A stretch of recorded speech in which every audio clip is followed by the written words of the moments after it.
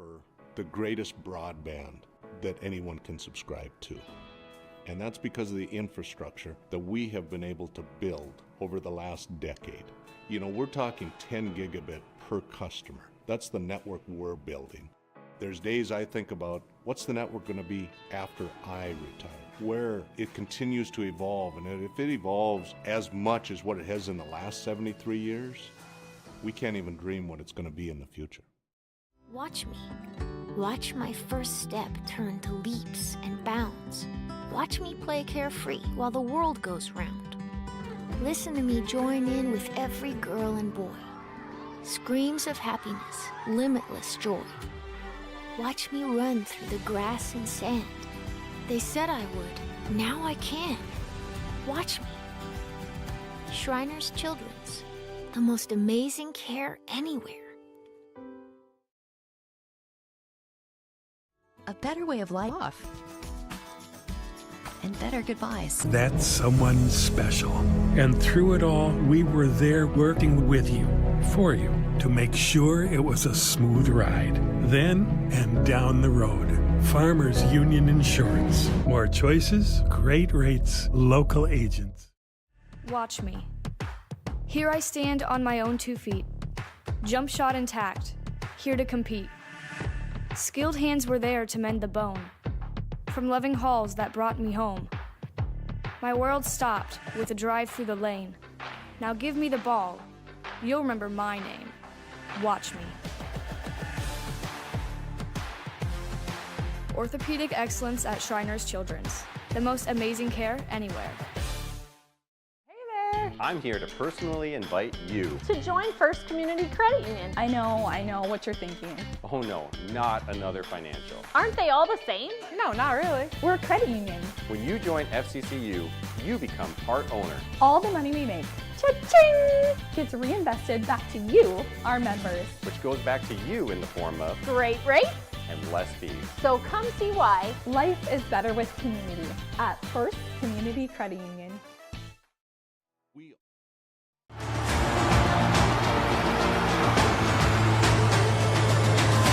Johnson with the home run just about to straight away center field.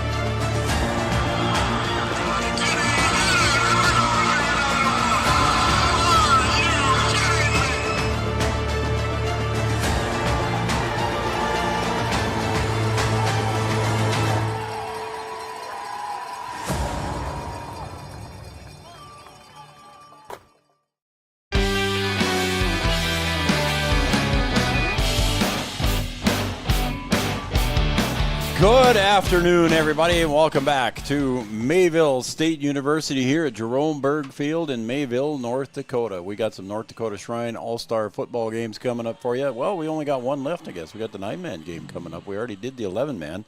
And welcome, everybody, to our pregame show brought to you by Farmers Union Insurance, our pregame show sponsor. And I'm Joe Schreiner, and he is Brian Watson. B-Dub, how you doing, man? I'm doing okay. Are you ready to do this again? How was your jalapeno dog? It was a jambalaya dog, and it was fantastic. I don't know how you could go to like a gourmet hot dog food truck and did just a regular hot dog with ketchup. You should have just got a bun. I had ketchup. Come on, guy. All right, we aren't going to have a national anthem, B-Dub. We're getting the 9-man ready here between the East and the West. The gray-colored uniforms will be the team in the East. Head coach Scott Stringy, and in the West will be in the red-colored and Steve Kleingen. And it sounds like this is his last Shrine Bowl. He's had quite the career, and to finish it at an All-Star game, I think is very fitting. All right, so you want me to grab a microphone here and go down to the... Yeah, if you could do that before they get going. And don't mute it. Remember to turn it on and don't mute it. Yep, okay. So make your way downstairs. You can talk on your way down there. You're fine. Oh, okay. Joe's going to make his way down to the middle of the press box, and we'll be able to get the starting lineups from the PA announcer. It'll take just a second, about 55 seconds to go here before we get things going. Had a good game in the 11-man game, a 10-7 win for the the East. 10-7 win for the East. And we'll go down for the starting lineup now. North Dakota All-Star Shrine football games. This evening's contest features the 9-man All-Stars. We will start first with the red team, the 9-man West. Number 1, Trey Hyde, Grant County Flasher. Number 2, Brody Nordmark, West Hope Newburgh Glenburn. Number 3, Trayton Lessman, West Hope Newburgh Glenburn. Number 4, Cohen Seam, Kenmare Bowbells. Number 5, Levi Buchholz, South Border. Number 6, Trey Silbernagel, Kidder County. Number 8, Will Arts, West Hope Newburgh Glenburn. Number 9, Jeremy Leducer Jr., Dunseith. Number 10, Gentry Richter, Linton HMBSZ. Number 11, Austin Blowers, Towner, Granville, Upham. Number 12, Justice Baker, Beach. Number 14, Brody Froelich from Grant County Flasher. Number 15, Teddy Kirschman, Hettinger County. Number 16, Jordan Hernandez, Alexander. Number 17, Bergen Howard, Winnemac. Number 18, Blaine Smith, Stephen Argyle Central. Number 20, Jaden Nelson, West Hope Newburgh Glenburn. Number 22, Will Swindler, Hettinger County. Number 23, Brock Norton, New Salem Almont. Number 24, Cole Stock, South Border. Number 28, Andrew Eichhurst, Central McLean. Number 30, Alex Brandt, New Salem Almont. Number 64, Ashton Weathersby's, Tioga. Number 65, Samuel Benson, McLean Central McLean. Number 75, Peyton Helwig, Kenmare Bowbells. Number 77, C.L. Weinberger, Grant County Flasher. And number 8, Cashton Moser, Linton HMBSZ. Your head coach, Steve Kleingen from New Salem Almont, assisted by Lane Fleurer, West Hope Newburgh Glenburn, Anthony Lee, West Hope Newburgh Glenburn, and Jamie Krenz, Grant County Flasher. Now for your 9-man East in the gray jerseys. Number 0, Caden Rose from Cavalier. Number 2, James Trainer, Sargent County. Number 3, Otto Doctor from Richland. Number 4, Straight Spildy from Tri-County. Number 6, Grant Cosley from North Border. Number 7, Logan Werner from Cavalier. Number 8, Brian Quam from Winemere Lidgewood. Number 9, T. Seelig from Maple River. Number 10, Hunter Dunn from Winemere Lidgewood. Number 11, Bennett Meyer from New Rockford, Cheyenne, Maddock. Number 12, Cashton Casia Jr. from Four Winds. Number 13, Ben Goditis from Midway Minto. Number 18, Ryan Dupont from Foston. Number 23, Brian Carlgard from Lemoore, Litchville, Marion. Number 28, Cale Hebel from Lemoore, Litchville, Marion. Number 30, Peyton Thies from Winemere Lidgewood. Number 32, Cole Henderson from North Prairie. Number 33, Jack O'Brien from Nelson County. Number 34, Owen Lesko, Lemoore, Litchville, Marion. Number 35, Carter Ingebrigtsen from New Rockford, Cheyenne, Maddock. Number 43, Cage Wolford from New Rockford, Cheyenne, Maddock. Number 45, Kaylor Jacobson from New Rockford, Cheyenne, Maddock. Number 50, Bryson Fultz from New Larimore. Number 59, Isaac Stadler from Griggs Midkota. Number 79, Chase Cooper from Winemere Lidgewood. Number 81, Hayden Sands from Larimore. And number 82, Colton Green from New Rockford, Cheyenne, Maddock. Head coach for the East is Scott Strage from Winemere Lidgewood, and assisted by Tim Harchie from North Border, Larry Fontaine, Maple River, and Bo Schneider from Nelson County. That was Mike Carr with our starting lineups, and we'll be right back here with the kickoff here coming up next, right here on Three Borders Sports Network.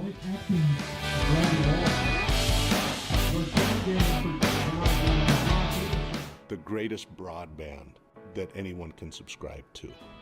And that's because of the infrastructure that we have been able to build over the last decade. You know, we're talking 10 gigabit per customer. That's the network we're building.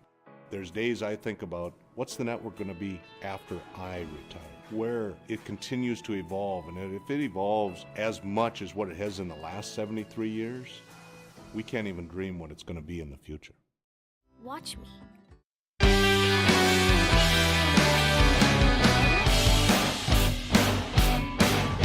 Welcome back to Jerome Berg Field here on the campus of the Mayville State University Comets.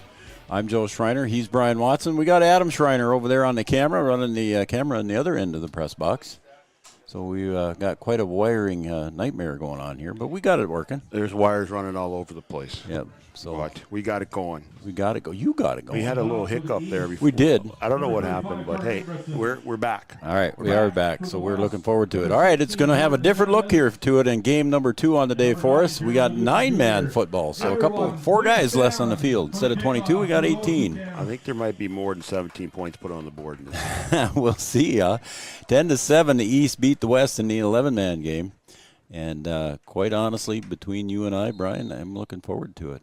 So it should be a good one. We got Karen Kappas already watching here, too. And the kickoff here by the East squad down to the West squad, and picking it up on the other end will be LaDucer Jr., and he'll get up near the 20-yard line. And that will be their first down. It'll be 1st and 10 from the 21 as LaDucer returned it.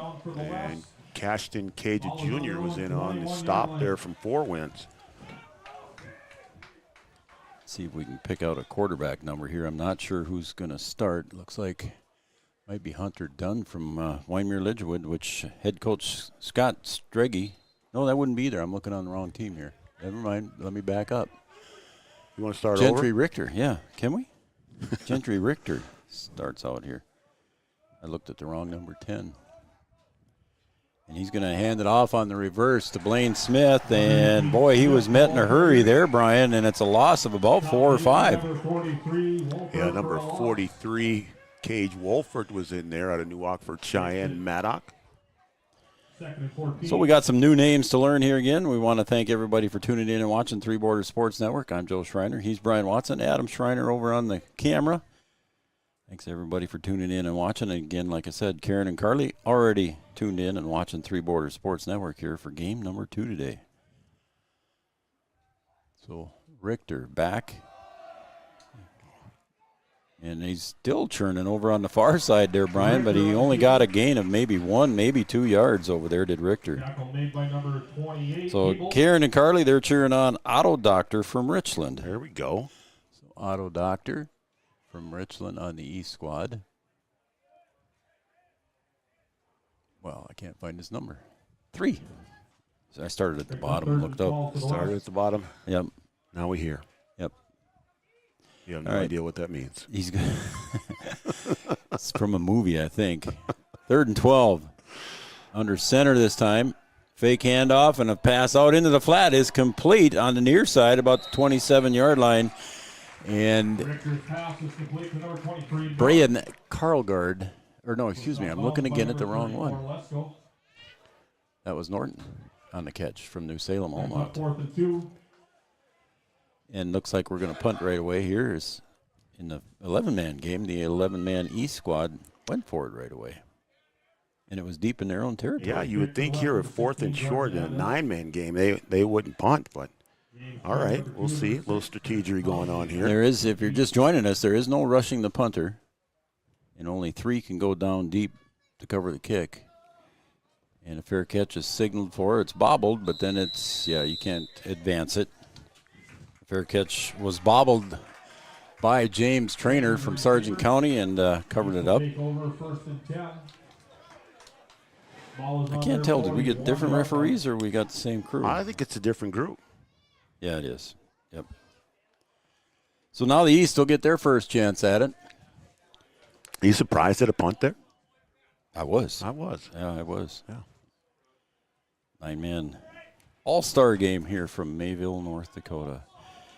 And it looks like T. Sealing is going to be calling signals in the back. Oh, yep, and we had a man in motion, but so did one of the offensive linemen, and you can't do that. Yeah, we didn't have a ton of false starts in the first game, and sometimes that could be a factor where you're hearing a different cadence and a different rhythm, and you're just not used to it. And we didn't have a lot in that first game, but we start out here with the penalty, a little movement up front.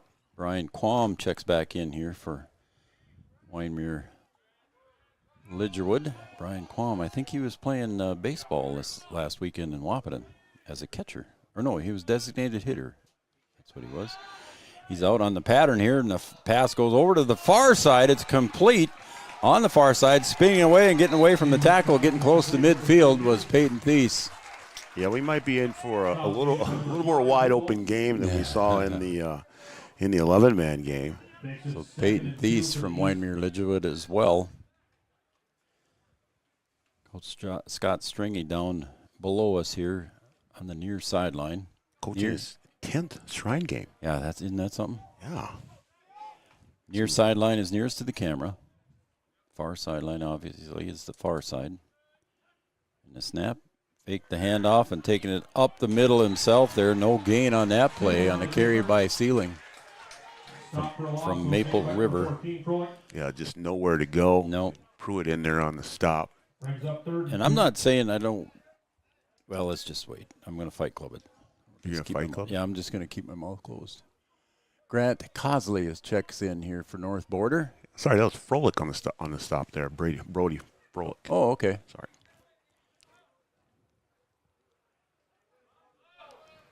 How about that?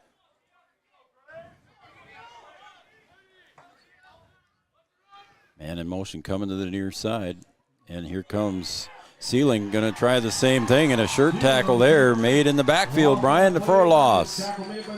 Yeah, Peyton Helwig in there out of Kimmer Bells in the backfield early, able to bring him down for the loss. And that's a little too far for Scott Stringy in the E squad, so he'll punt it away too as well. So 2 possessions by both teams, and the punt will probably be attempted here. Getting back into punt formation will be Brian Quam from Wyndmere Lidgerwood, 6'3", 185-pounder.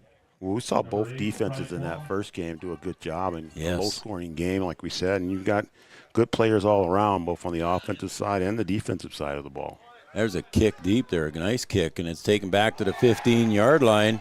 And there's another smack. Oh, the 9-man boys are hitting hard down there, Brian. Got a flag in. That's going to be a late hit. I think so. The helmet came off there. Yep. Trainer and doctor in on the tackle, but there was a late flag, as Brian said. I'm guessing we'll see a personal foul penalty. It'll be half the distance to the goal. What I was going to say is if it got to be 4th and short from that distance there near the 50-yard line, I was going to say Scott Stringy will go for it. So the flag is picked up. There's the white hat call. Again, personal foul against the E squad. So it went the other way. I said it was going half the distance. Yeah, it was against the East. Yeah, it was against the East. Just kind of came in there late, helmet popped off. Yep. 1st and 10 for the West on their own 29-yard line. So it'll be 1st down and 10 for the West squad at their 29-yard line. Again, back deep in the shotgun is Gentry Richter. One back off to the left, 2 receivers, or to the right and 2 receivers to the left in the pitch. And getting forward and breaking a couple of tackles on that run there was Blaine Smith from Stephen Argyle, a Minnesota resident. And brings it up for first in there on the tackle out of Cavalier. Good open field tackle there. Yeah, it sure was.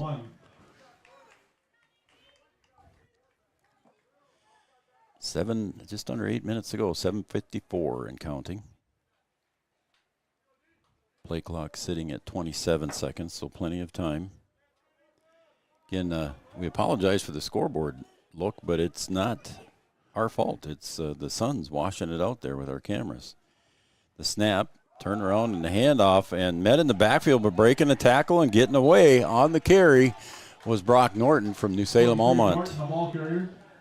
This little stutter should have been stopped in the backfield there. Yeah. No gain on the play, so it's going to remain 2nd and 6. Santel Shoot down there below again for this game. She was on the east side last game, and she was on the east side again today for tonight's game, I should say. 3 receivers split to the right, Brian. There you go. With just 3 offensive linemen and 1 split to the left.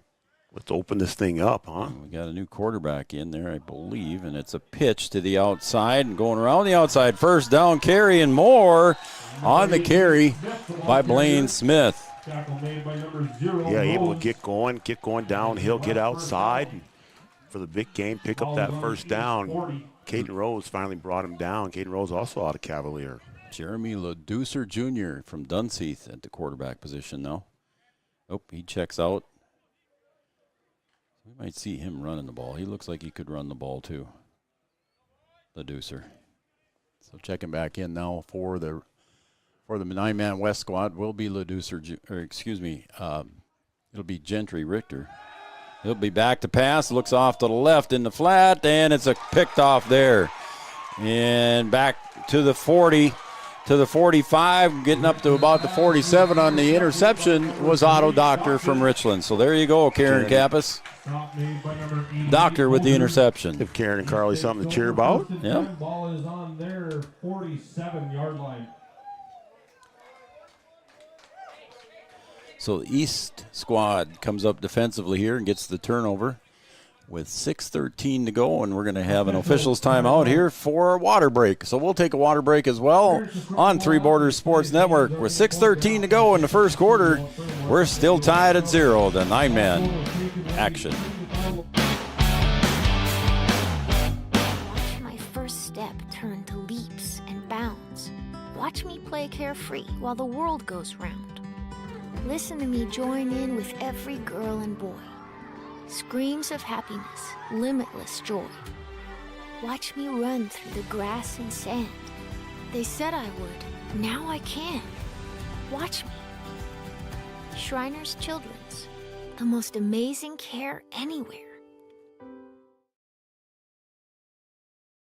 A better way of life is better days off and better nights in.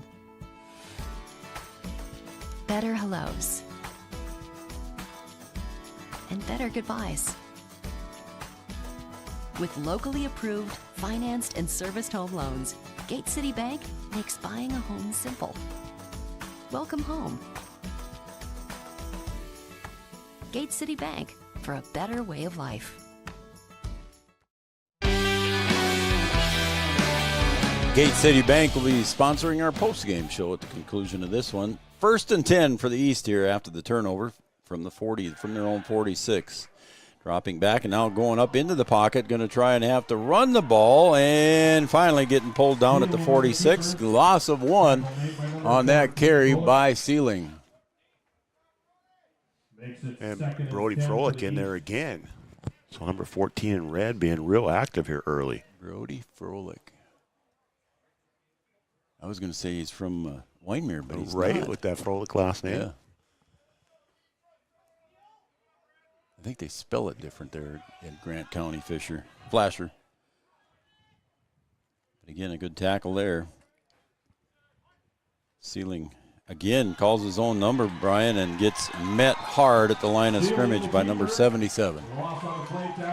C.L. Weinberger in there in a hurry.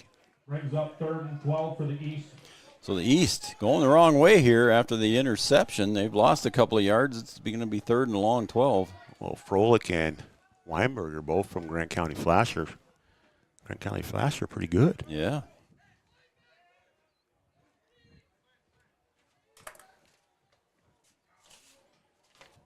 Where did I go with my cheat sheet here, Brian? I was going to find that.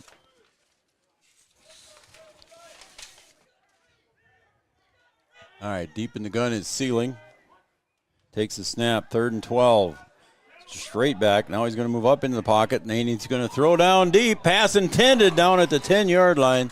Just misses the outstretched arms of Bennett Meyer down there from New Rockford, Cheyenne Maddock. Yeah, got behind the defense and just on the fingertips.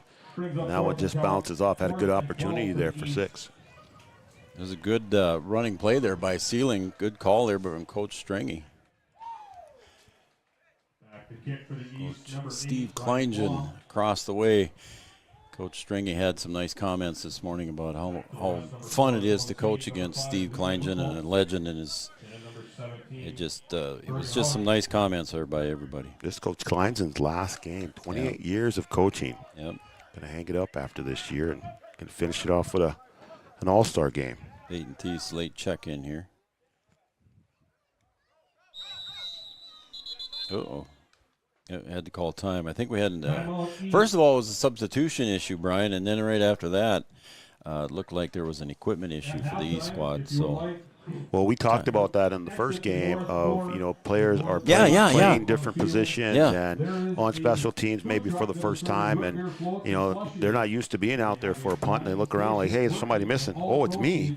I gotta get out there. I'm not used to being on punt team. Right. And you have some of those miscues. We had a couple in the first game where we were waiting for players to get on the field, and, just little kinks that you got to work out as the game goes along. So it's timeout was taken there by the E squad. They'll put them down to 2 timeouts left here in the first half. Again, usually about halfway through the quarter, the referees will take a timeout just for a water break for everybody. It's in the mid-80s here right now, and the punt almost goes straight up in the air here, Brian. And it's going to land at about the 26, take a backwards hop, and end up at about the 36. On that kick there from Brian Quam. He pats himself on the chest and says, that was my fault, I'm sorry. Yeah, that's not what he wanted to do. No. Just didn't get good contact. That thing went straight in the air, like you said, and just came down. And then to add to that, it went backwards on him. Yeah, it came back. Didn't get the roll that he was looking for. Again, you can see the players' helmets there. They're all, they've traded decals with other players and had that kind of fun during the week. Yeah, they just slap those stickers anywhere. Yeah, they want to get as many as they can. Yep. So Richter in the backfield. He's going to carry it himself, following his 2 backs. Goes right up the middle across the 40, maybe to the 42, maybe just short of the 42. So carry of about 5. We'll see where they mark it. Yeah, we'll say 5. So it's going to be 2nd and 5. Yeah, they said that all the coaches, almost to a T today, Brian, at the banquet, said that the first day they come in, everything's quiet. They're pretty quiet. And then by the 3rd day, it's chatter, chatter, chatter. And everybody's having a good time and cheering everybody on. I would say that some of these guys, when they got in there, they didn't like each other very well. Well, that's probably true. Used to playing against each other and competing. Probably very true. Again, Richter calls his own number and maybe gets a gain of 1. So it'll be 3rd and 4. And that's what some of the players who were speaking at the banquet today, that's what they said. Hey, we came in here, rivals and competitors competing against each other, and now at the end of the week they have friends that are going to be lifelong friends. So there's a lot that happens during this week. Yep. Owen Lesko, speaking of speakers at the banquet, each team had one representative. Owen Lesko from Lemoore, Litchfield, Marion, was the speaker for the Gray squad. They all did a great job, too. And then the speaker for the West squad was Will Arts from West Hope Newburgh.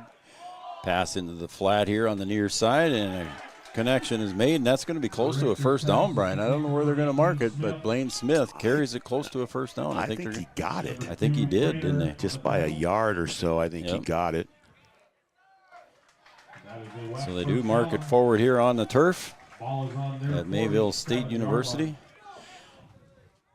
If you're just joining us, there was some weather last night here in Mayville. And again, we want to send our prayers and thoughts out to the folks at Enderlin for the loss of life down there. And up here in Mayville, we had some pretty good-sized tree branches down. Yeah, we went to get coffee this morning and kind of amazed didn't expect that. All Firemen were out there cutting down. trees down. Yeah, it was a crazy sight. Again, here we go. We got a timeout to the west, and we'll take a break too as well here on Three Borders Sports Network with 2:28 to go in the first quarter. We're tied at 0, the East and the West 9-man squads. Spirit of the Youth Empowered. Circle Nation School in Wapaton, North Dakota is now accepting employee and student applications for the upcoming school year. The mission of Circle Nation School is to build academic achievement and foster healthier development of the whole child in an intertribal environment in grades 4 through 8. For more information, please visit our website at circlenations.org or find us on Facebook or Instagram. Come join the Circle Nations family. It's a school experience and a life experience. Spirit of the youth empowered. How about the Circle the Nations jumping on this summer with us? And they're looking for people, and not only employees, but students as well. Yeah, you can get your student applications in. You can fill out those or print those out and fill them out on the website at circlenations.org. And if you're looking for work, you can also check out the job postings on circlenations.org. Leducer Jr. there, he's going to take the ball up the middle, Brian, and gets it up forward for a gain of about 5 or 6 there. Leducer standing at 5'11", 225 from Dunseith, North Dakota. Kind of thought maybe he'd carry the ball for the West squad and Coach Kleingen. Makes it 2nd and 5 for the West. Coach Kleingen's first game, 2006, that he coached in a Shrine Bowl. Wow. And Leducer Jr. still back in the quarterback position, 2nd and 5. Lefty going to throw to the left. Pass off the fingertips, just barely misses Trey Hyde. Falls incomplete to number 1, Hyde. And that one that Trey just a little twisted up. Yeah, got his hands on it, but still not able to bring it in. You know what they say about that, Joe? Uh-oh. If you can touch it, you should catch it. Oh, Get that's your what they hands say. on it, you should be able to catch it. Oh, well, yeah. Okay. I don't know who they. Who's they? I don't know who that That's would what be. they say. Yep. Okay. I got you now. See Colton Green from New Rockford, Cheyenne. Maddock come off the thing. He had the horseshoe on his helmet from Richland. I'm sure there's a few horseshoes down there. Pass over into the flat, complete. Over across the first down to the 30, now to the 25, and we're going to scoot right in, Brian. We got our first touchdown on the pass completion to Brock Norton, a completion of 48 yards. Well, Norton got that thing in the flat and just took off. He's like he hit another gear going down the sideline there and just ran by everybody and takes it in for the first score of the game. And the West gets on the scoreboard first. So let's see. I don't think we will see much kicking here in this one, but we'll see. As far as extra points in the 11-man game, we saw all single point after conversions. I'll take your word for it. Yeah, thanks. Here we got, look at this lineup here we got.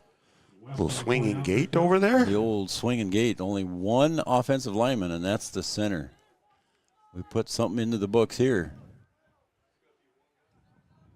He's just got to beat one guy, I heard somebody say, and he does get into the end zone on the carry, so a 2-point conversion is complete and good for Hunter Dunn. Oh, excuse me, I looked at the wrong one again. For Richter. So Richter, 2-point conversion. He had a pass run option there. He did have a receiver kind of just leaking out there and just decided to keep it himself and takes it in.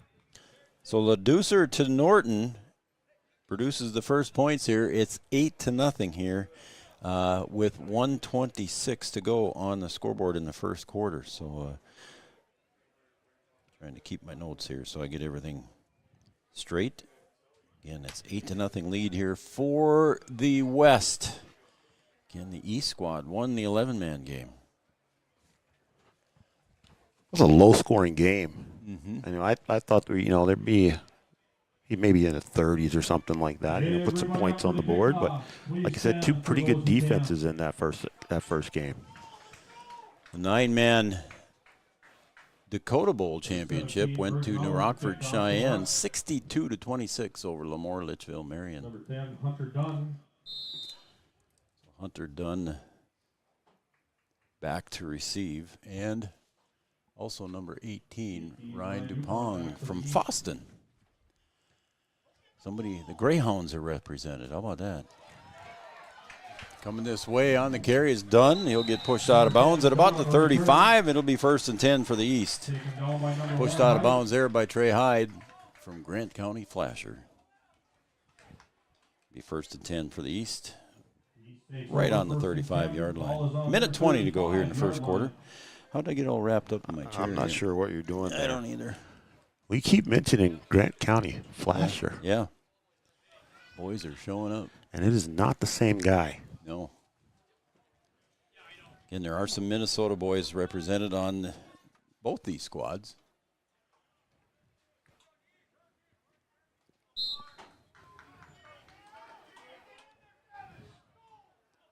Sealing is back in the backfield again in the shotgun position. He'll put it into the belly of Hunter Dunn. He's going around the far end and gets across the 40. Carries it. Nice carry up forward. It took him a long way to get there. It took him about 30 yards to run 7. Yeah, finally ran out of bounds there by Jordan Hernandez out of Alexander. So that'll be 2nd down and 3 on a carry of 7 yards there by Hunter Dunn. Hunter Dunn from Wyndmere Lidgewood, a Warbird. I think everybody wanted the horseshoes. I see the horseshoes on a lot of the helmets down there.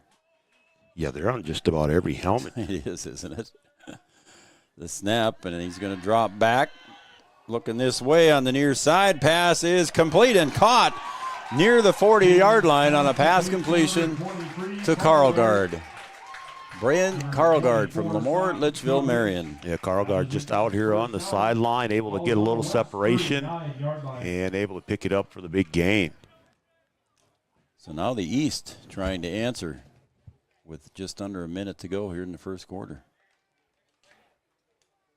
Again, a beautiful day here in Mayville. Breeze slightly out of the east. It was more of a breeze this morning before the earlier game. Yep. Sealing drops the snap. He's going to take it and run the ball, but he's going to get corralled right at the 40-yard line near the original line of scrimmage. So it'll be 2nd and 10. A loss of 1 makes it 2nd and 11. Grant Cosley came over to help Sealing up. Checking out was Straight Spildy from Tri-County. See if they get this play off. Just 15 seconds left here. On the play clock, there's 20 seconds, so he could wait, but I think he's going to go. Snap. 2nd and 11. He's getting chased out of the pocket, rolls right, throws downfield, and just off the fingertips of Cole Henderson from North Prairie, 6'2", 205, big guy running down the field. Yeah, another one just off the fingertips there. Did a good job, tried to lay out for it, but just a little bit too far and not able to bring it in. That's going to wrap up the first quarter here from Jerome Berg Field in Mayville, North Dakota. The West 9-man squad leads the East 9-man squad 8-0. We'll be right back with quarter number 2 right after this. Lucky for us, life is full of choices, big and small, just as it should be. They define us, make us who we are. And when it comes time for you to choose a car, home, your next big adventure, or start a new business, Farmers Union Insurance has the variety of choices to make sure you have the perfect coverage to protect each perfect moment. Farmers Union Insurance. So we have 30 seconds to tell you why you should be a member of FCCU. First Community Credit Union is member-owned. But aren't all financials member-owned? Nope, they're not. Many have stockholders that drive decisions. As a credit union, we put our members first. As a matter of fact, that means all the money that we make, cha-ching, gets reinvested back to you, our member owners. So come see why. Life is better with community at First Community Credit Union.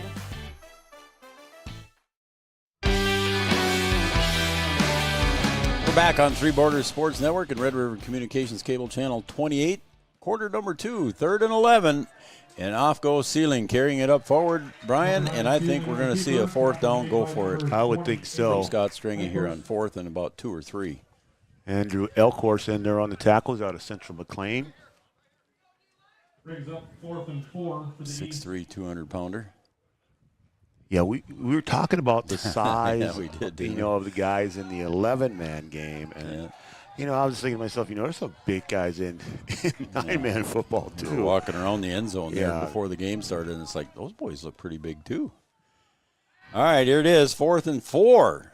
Sealing, drifting right, gives the stiff arm. Fakes the pass, and he gets tackled right at the 30. He'll be short, and it'll turn over now on downs to the west.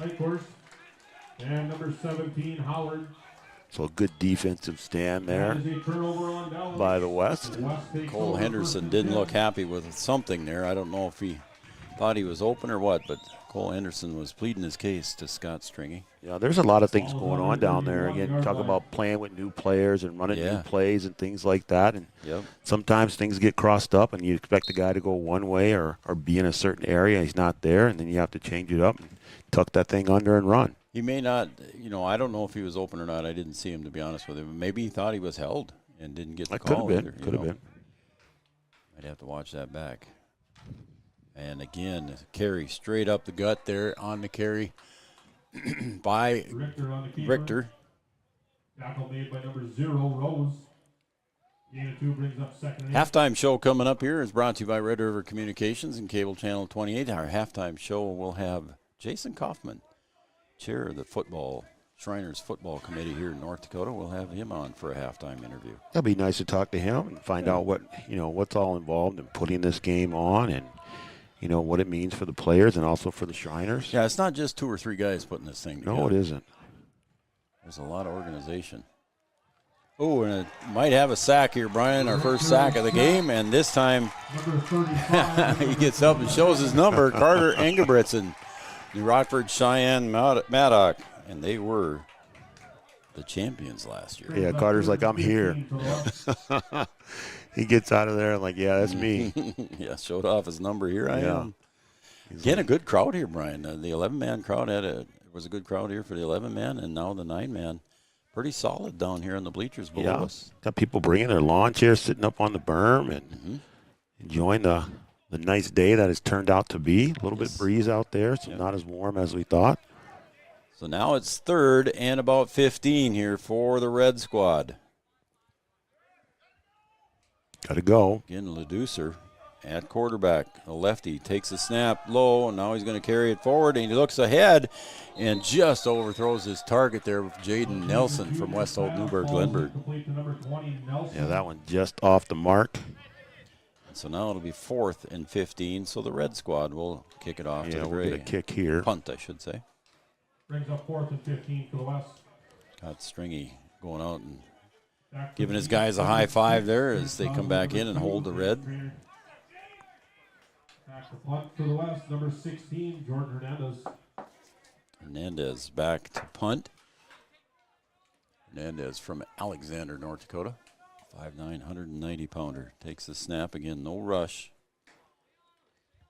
And the kick comes way over to the near side. You're going to bounce at the 50 and go out of bounds at the 48 is where they look like they're going to mark it. They're lining it up, and they're going to say it's the 48. So the East will take over at the 48.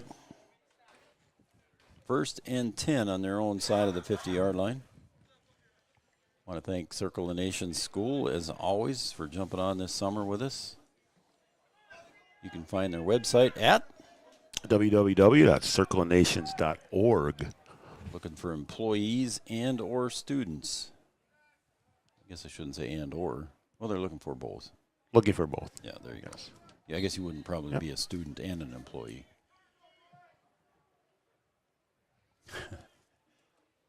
Sealing back in the backfield, and he'll hand it off around the right side, getting forward for a carry of about 3 or 4. It'll be Hunter Dunn. Oh, there, did you hear the PA announcer Mike Carr say, Dunn on the run? Dunn on the run. Yeah, that's what he said.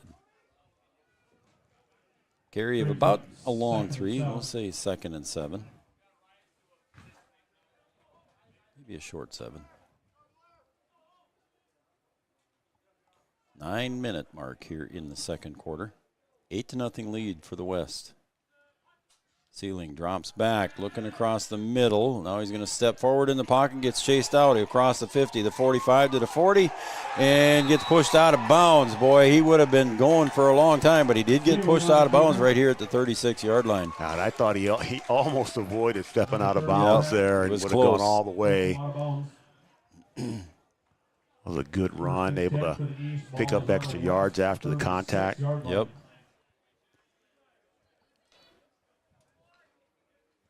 Stealing from Maple River.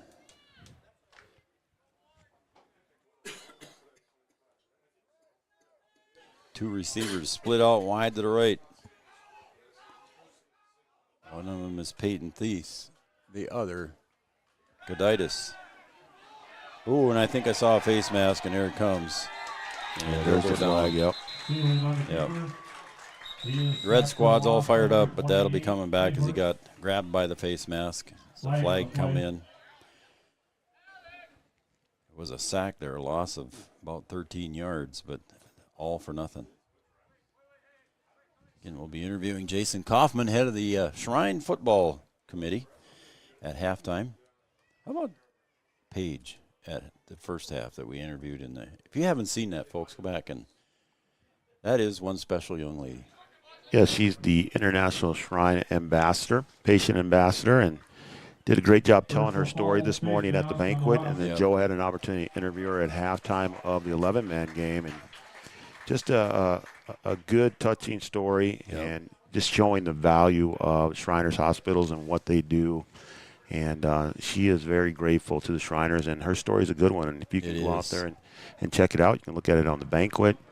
And then you have her stories out there on YouTube as well. YouTube. What was it called? Destiny. I had it written down too. I'll find it. Hang on, I got it right here. Rewriting Destiny, Paige's story. Yeah, you can go check that out. That's worth a watch. Yes, it is. Going around the end around there on the carry was Spildy, and another flag comes in, beat up. There's a flag on the play. I did not see that one. Spildy was on the carry trying to get around the corner, and now it looks like it's going to go against the east as they're facing the other direction.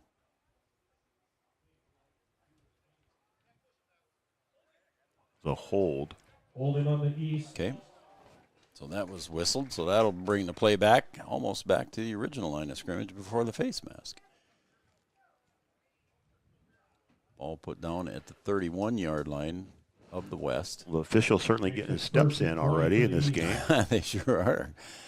Sometimes in an all-star game you don't see too much, but whistles have been tight in this one, and they were in the first one too as well, weren't they? Saw a few whistles and flags. The laundry was out. So once again, Sealing in the gun.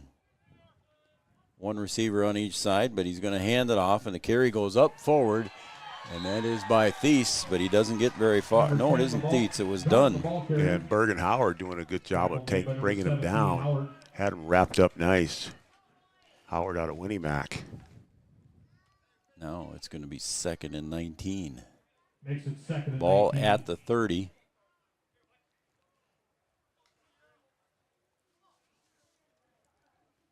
We forgot to mention in the first game, Trayton Monk was Powerade Athlete of the Year in 2024. So congratulations to him. 7:35 and counting. I don't know what turkey is, but somebody was yelling turkey, turkey, turkey. Sealing down to the corner, pass intended and bobbled and dropped. Down in the corner to Bennett Meyer. Meyer was in between defenders there, and that ball just a little bit long. The East squad taking a shot at the end zone there.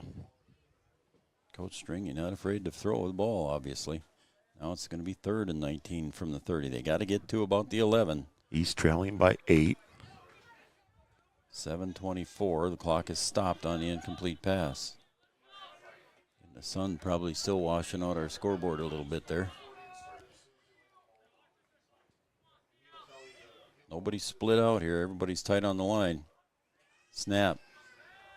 Drifting out into the patterns. Sealing now, he's going to roll to his left, and he's going to put it up for grabs. And, oh, look at that. It was tipped by the red. And coming down with a pass on the other side. It ain't enough for a first down, but Dunn with the reception is going to make it 4th and 10. Yeah, a little tip drill over there on the sideline, and Dunn with the very good reaction. I think Levi Buckholtz was over there on the coverage. Levi Buckholtz, by the way, it's his birthday today. Well, happy birthday to Levi. Yeah, happy birthday, Levi. I'm not going to sing. No, please. You don't want that. No. No. So now it's 4th and 10 here for the East squad. 6:44 and counting in the second quarter. Might be in due for a water break here for the boys here pretty quick. We're about halfway through the quarter. We'll see. Ceiling. Now we've got the line covered up, but then Coach Stringy wanted to take a timeout here. I did see the clock was pushing zeros, so timeout is taken here, so it's going to be their water break here too, I'm sure. So we'll take a water break as well. Three Borders Sports Network, Red River Communications, Cable Channel 28. The score, the West 9-man squad 8, the East 9-man squad 0. We'll be right back. Watch me shine with every snap. Born to move fans, to cheer and clap. 2 different legs, that's how I play. One built from science to help me on the day. Between these lines, I'm all heart and muscle. Don't stare too long, you'll miss the hustle. Watch me. Pioneers in prosthetic technology at Shriners Children's. The most amazing care anywhere.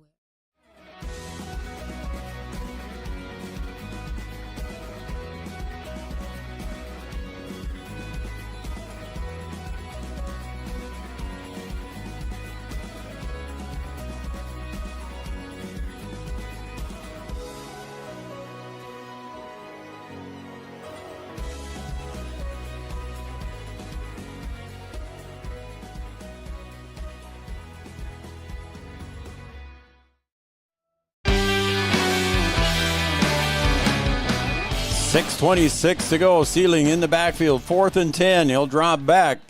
Looking down the middle, and the pass intended wide open and not quite able to hang on to that one down in the end zone. Pass incomplete, and it was intended for Peyton Thies.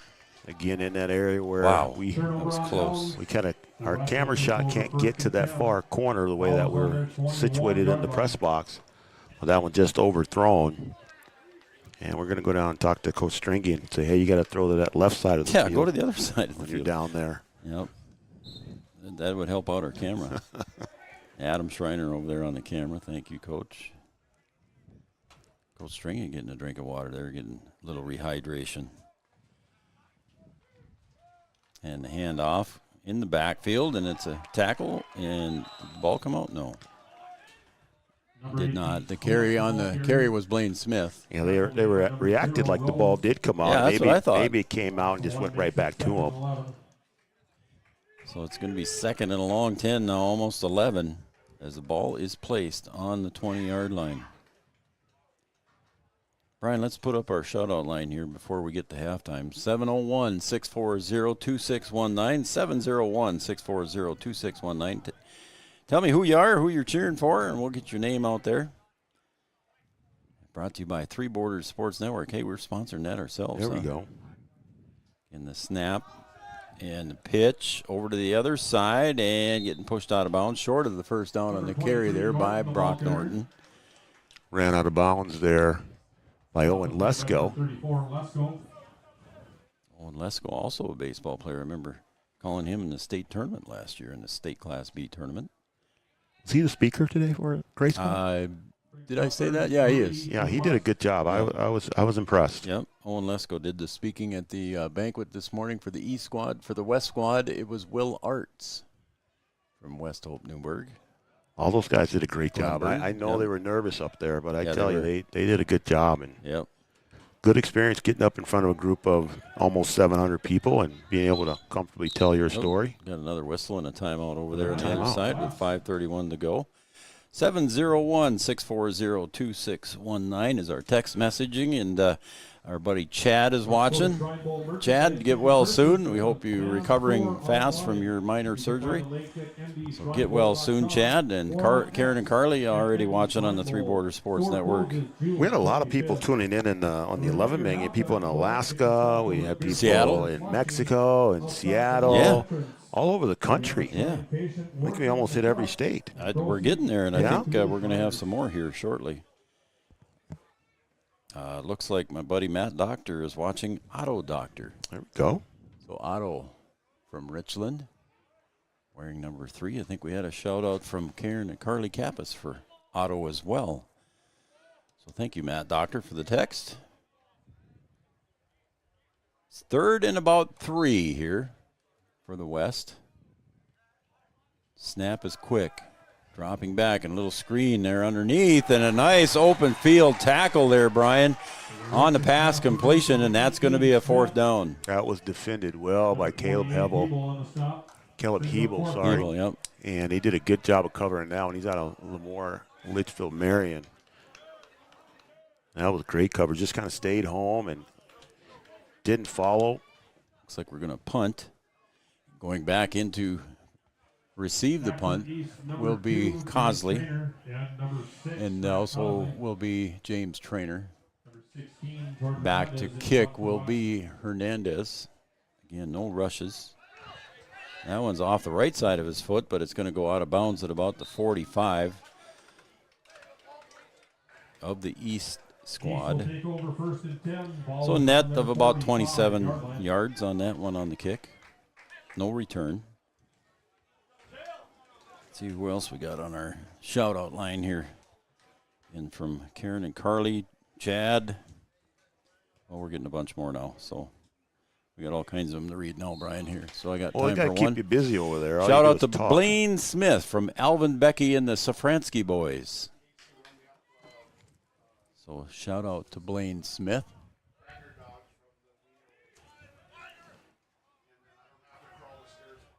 Sealing pitches it to the near side to Dunn. Dunn gets across near the 50. Now it is across the 50. He'll get up to about the 48-yard line of the West and into the West territory here on that carry. Nice carry by Dunn. Yeah, Dunn doing a good job trying to get outside there. C.L. Weinberger there in on the tackle again, as well as Andrew Elkhorst.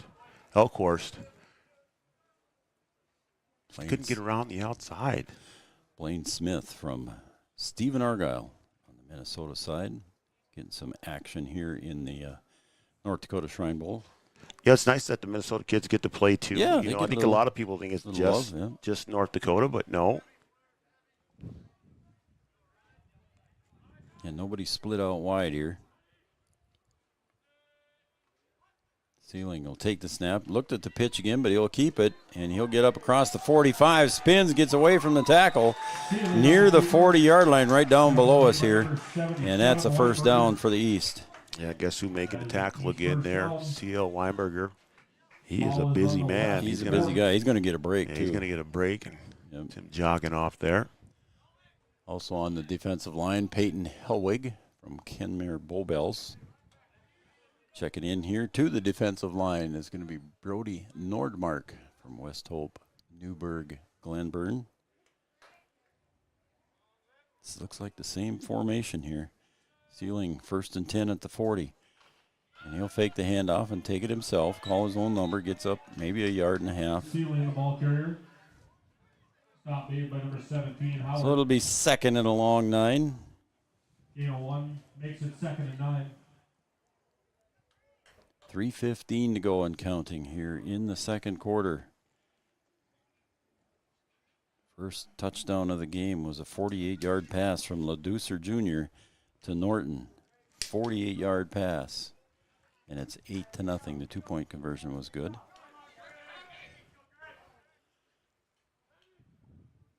Sealing in the gun, takes a snap and pitches. He'll get it out to Dupong from Foston, Minnesota. He gets up across the 35, maybe to the 32.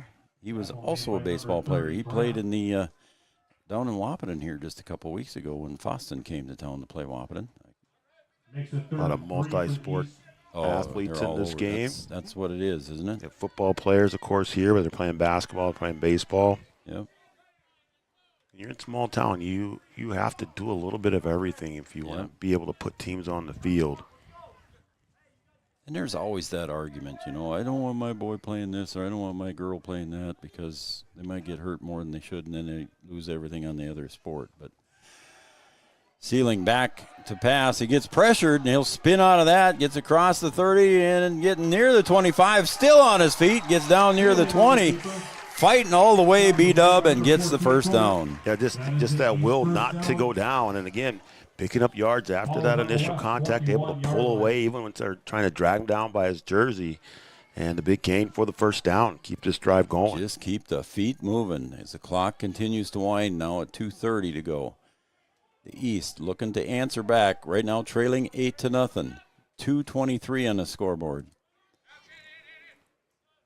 Sealing, the workhorse. He'll pitch it out this time. Again outside. And tackled. Nice little carry. And pushed down by Weinberger again. Oh, man. How about that? Dupont on the carry. He'll come out for a rest. Checking in is Dunn. Alongside of him is Meyer.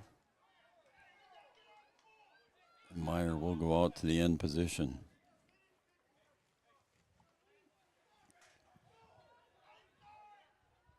Minute 45 and counting. He'll pitch to Dunn. To the 10. Gets to the 5. Keeps fighting. And down inside the 5. And it'll be first down and goal to go for the East squad here with a minute 37 to go. The East trying nice to carry by Dunn. Take this thing in the end zone, see if they can tie this thing up before the half. They've got plenty of time here. They've still got one timeout left. Each team with one timeout. Coach Scott Stringy probably doesn't want to leave the West a lot of time on the scoreboard. Now under center goes Sealing. In the I formation, Ingebretson at the fullback position. He'll get the handoff and he'll get the carry and get the reward. Carter Ingebretson from New Rockford Cheyenne Maddock gets the score. Yeah, those big guys up front did a good job. It just kind of parted the Red Sea. It's a big opening up there and just able to go right in the end zone. Ingebretson with a 2-yard score. Extra point attempt forthcoming. So now we'll see. Go for 2 here and try and tie this thing up. They certainly will. It looks like it's going to be the same formation. Same formation. Ingebretson in the fullback position. Dunn deep in the eye. Go the other side this time? Or deep. Go to Dunn. Oh. Get a timeout. A timeout. Who called that, Scott? Yep. Mr. Stringy called the timeout. 1:05 to go here in the first half. Again, stay tuned here for our halftime show brought to you by Red River Communications and Cable Channel 28. So, again, shout out to Blaine Smith from Alvin, Becky, and the Safransky boys. Go Teddy Kirschman on the West team. Teddy Kirschman's getting a shout out. Don't know who it was from them, but Teddy Kirschman getting a shout out. Brittany Mosier cheering on my little brother, Cashton Mosier, number 88, all the way from Arizona. She's cheering on the West squad. And Cashton Mosier, number 88, from Linton, HMBSZ. How about that? They just keep adding letters to Linton HMB, don't they? I'm going to try and get one more in here. Ronnie and Cherie are watching from Hammond, Louisiana. There we go. We had Alabama earlier. Yeah, and we had Paige on from Louisiana in the first game. We interviewed her at halftime. Here we go again. The 2-point conversion. Same formation. Dunn deep in the eye. And it's going to be, again, same call, Brian. You called it. And Ingebretson on the carry for 2 points, and we're tied at 8. Yeah, bounced it outside that time instead of going right up the middle, and that'll tie it up. We got a ball game here, 8-8, with 1:05 to go in the first half. So we'll take a break on Three Borders Sports Network. We're tied at 8, 1:05 to go in the half. Back after this. There's no off-season for greatness. You do what it takes to stay in the game. And so do we. Our commitment is to keep you moving forward. Essentia Health Orthopedics and Sports Medicine. Like nowhere else. Watch. We're tied at 8 as we go to minute 5 left to go here in the half. Ronnie and Cherie from Louisiana. Let's see who else we got. Seth Springer here, PA announcer for the Warbirds. Hey, we've run into him. We've run into him a few times. In the same press box. He says, I also coached Chase, Hunter, and Brian in youth football. Go Warbirds and the boys. So how about that? Seth Springer, we remember you. Thank you for texting in and watching Three Borders Sports Network. Here's our old buddy there, too.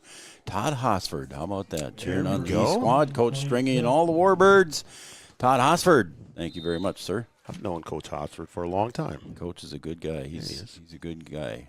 That one's kicked deep, and the West will get a chance to return. It's bobbled, and is he going to get taken down? He keeps fighting through, getting away from one after another, and he just finally steps. I thought he stepped out of bounds right there, but now they finally blow the whistle. Holy cow, that was quite the Cohen seam on that carry on the return. How about that? Kept battling and battling. I thought I saw his foot go up, but I looked right at the ref right away, and he was not watching the out-of-bounds line. I'm not sure if he went out of bounds, but he was doing a little two-step back there, dancing around and just making everybody miss. Went backwards and able to come back up. That was the longest 5-yard return I've ever seen. And again, it was not much after I thought he stepped out of bounds. It was not much there that he carried. He did a great job just trying to avoid being tackled. Absolutely. He just didn't have anywhere to go. 53 seconds now on the board. Ball at the 30-yard line for the West. Richter. And he'll hand it off, and that will wrap it up right there. And a 4-yard loss on that carry, I believe. Unfortunately for Blaine Smith, he's got some fans watching. And he was on the carry there, and 4-yard loss as the East defense came alive there, and that might be it here. We're going to maybe have one more play. The West not looking to push it here late in the first half. We had a good game going. We had a good one in the first one. It ended up 10-7. A low-scoring game again. Yeah. And they don't really need to run another play here, Brian. As I look at the play clock and the game clock, there's only a difference of 1 second the other way. Let it run out, I think. I think they'll let it run out here.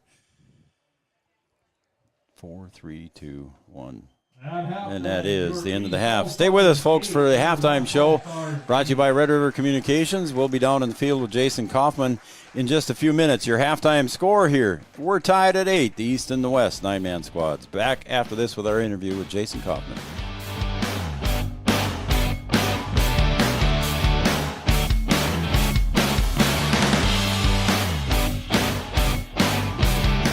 Watch me pirouette with style and grace. An open floor of inspiration. This is my place. 5 positions to start, leotard and tights. A story through movement, under music and lights. Straight and tall, they promised I'd stand. I'm a ballerina who twirls like the blades of a fan. Watch me. Innovative scoliosis treatment at Shriners Children's. The most amazing care anywhere. The Hoopster, North Dakota Boys and Girls Basketball Preview. The Hoopster and Miss Hoopster provide information on all North Dakota boys and girls basketball teams in every high school division for the upcoming season. Find out who's playing, get to know all the top returning athletes, and check out North Dakota high school basketball past and present record holders, along with other information the Hoopster and Miss Hoopster has to offer. If your organization is interested in reaching North Dakota basketball fans, the Hoopster offers a variety of advertising packages. For more information, visit IndyHoopster.com or visit The Hoopster on Facebook or X. We'll see you on the court. Your first car. It might not have been perfect, but that didn't matter.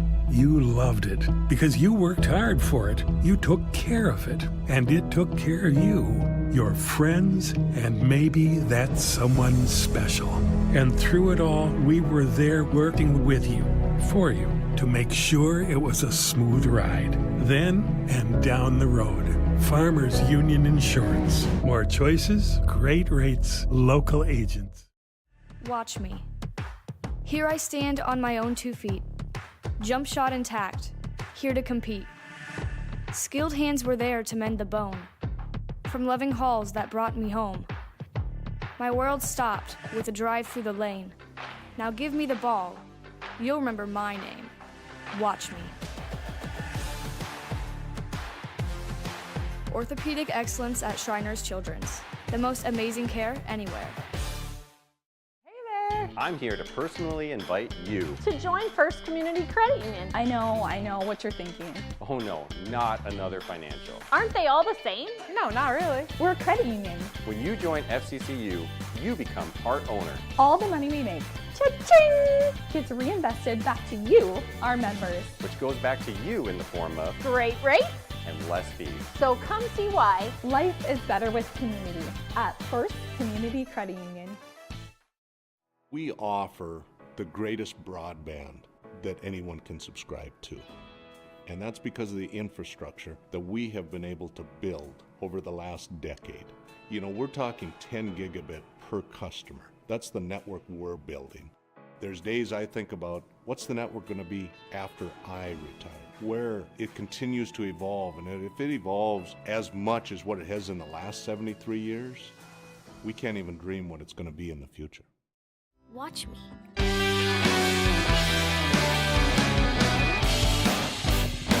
All right, welcome back, everybody, to the Red River Communications halftime show, brought to you by Red River Communications and Cable Channel 28. I'm Joe Schreiner, and now I'm joined down here on the field by the football chair, and that is Jason Kaufman. Jason, thanks for joining me here on the field. Yeah, thanks for having me. All right, Jason, here, you know, you've been doing this how many years now?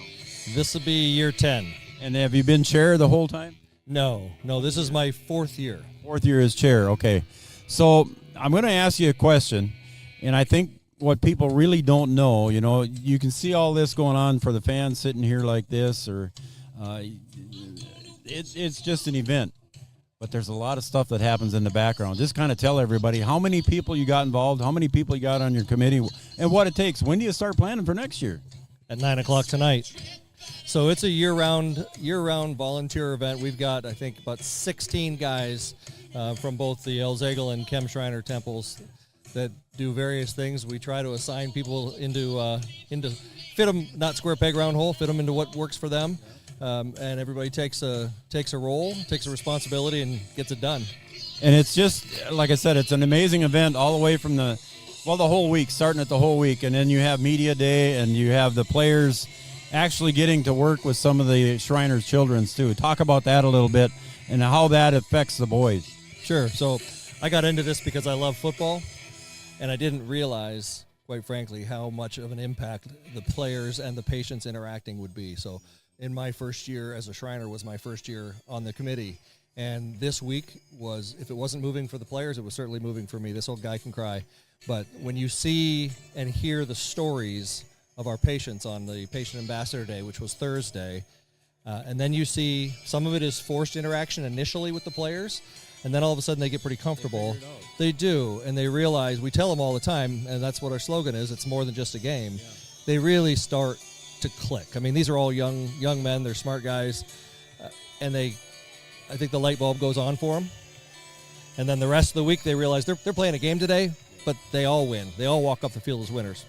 And I think you said it in your comments at the banquet today about how much it means to you, and then to see the boys figuring it out. The light bulb comes on, or whatever you want to say, whatever cliche you want to use. But it's pretty cool when it happens. And for me, every year that I come now to this banquet, that's the third banquet we've been to, it's just eye-opening for me, and especially a young lady like Paige. Absolutely. So we get the opportunity, like every year, this year with one player chosen from each of the four teams, to give a little talk about what the week has meant to them. And we expect to hear things like, hey, I developed such lifelong friendships, I hope, and the fun that they've had, and some of the shenanigans that go on in the dorms. But these four men, all of them, focus their message on how it hit them right in the heart, right? The kids, the patients, and that, we all have trials and tribulations. We've got, bum knees, bum back, whatever it might be.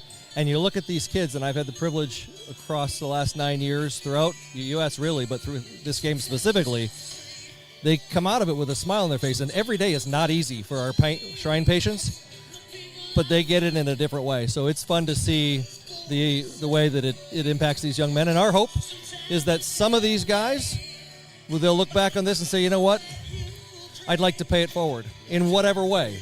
We would love, we're recruiting, right? We would love to have some of these young men, all of them, quite frankly, express interest in becoming a Shriner. But they don't have to become a Shriner to make a difference in other people's lives. So pay it forward is really the end message here. Well, it's quite a special accomplishment what you guys do. And is there 2 temples? What do you got here? There are 2 temples in North Dakota that come together as the North Dakota Shrine Bowl. Yep. Chem Shriners is out of Grand Forks, and El Zago Shriners are out of Fargo. All right. What do you do in real life? What do you do for a real job? I work for a national construction company on the renewable energy side. Okay, good for you. And am I hearing rumors this might be your last year as chairperson? At the end of the 2021 game, I was voluntold that you're the chairman, and so I said I will give you 5 years. Until they kick me out, I'll never leave the committee because I truly believe in what we're doing, and it's a ton of fun. If you don't have fun, it's not worth doing. But every 5 years, you need some new leadership. People come in with new ideas. They need to be done here in me. So at the conclusion of the 2026 game next year, our 52nd annual, I'll pass the torch. 50 was last year. Correct. So I'll pass the torch. All right. And again, how many guys you got on the committee before we go? I believe it's 16 right now, but you know what? We're looking for, we don't have a number in mind as far as a cap, because there's something for everyone that they can contribute in some way, shape, or form. So we're just trying to grow it. It's not about the fez. There's more to it than just the fez. Absolutely, way more. All right. Jason Kaufman, any other final words here before we go? I thank everybody. Thank you guys for covering it the way you do. You do a great job. I think the fan base today, especially with the heat and especially coming off of the storms that wreaked havoc across the state, it's a really incredible crowd. Well, I'd say if it's not our biggest, it's definitely close. We commented on it during the game here. We lost people during the 11-man game, of course, but the 9-man group has just followed right up. I think it got bigger for the 9-man. All right. There's a reason we put the 9-man game second. It's really interesting to see how they travel. In the B squad, right? So, there was some joking going on among the coaches at the banquet today that Coach Stringy got up and he said, yeah, varsity going to speak first. It's rare for that, but that was pretty cool. Well, you know, we're the only Shrine All-Star event that still honors a separate game for 9-man. And yeah, it's for 2 reasons. One, we want to expose as many young men to our fraternity, to the Shriners, and to the message about helping kids. And again, it's also a fundraiser. So we have 129 families that can help raise money so their neighbors' kids, someone they know, they will come across someone they know in their lifetime, and they directly impact it. Wise words, my friend. Thank you, Jason, very much. Jason Kaufman. We're going to take a break here, Brian, and we'll come back here after this, and we'll have the second half right after this on Three Borders Sports Network.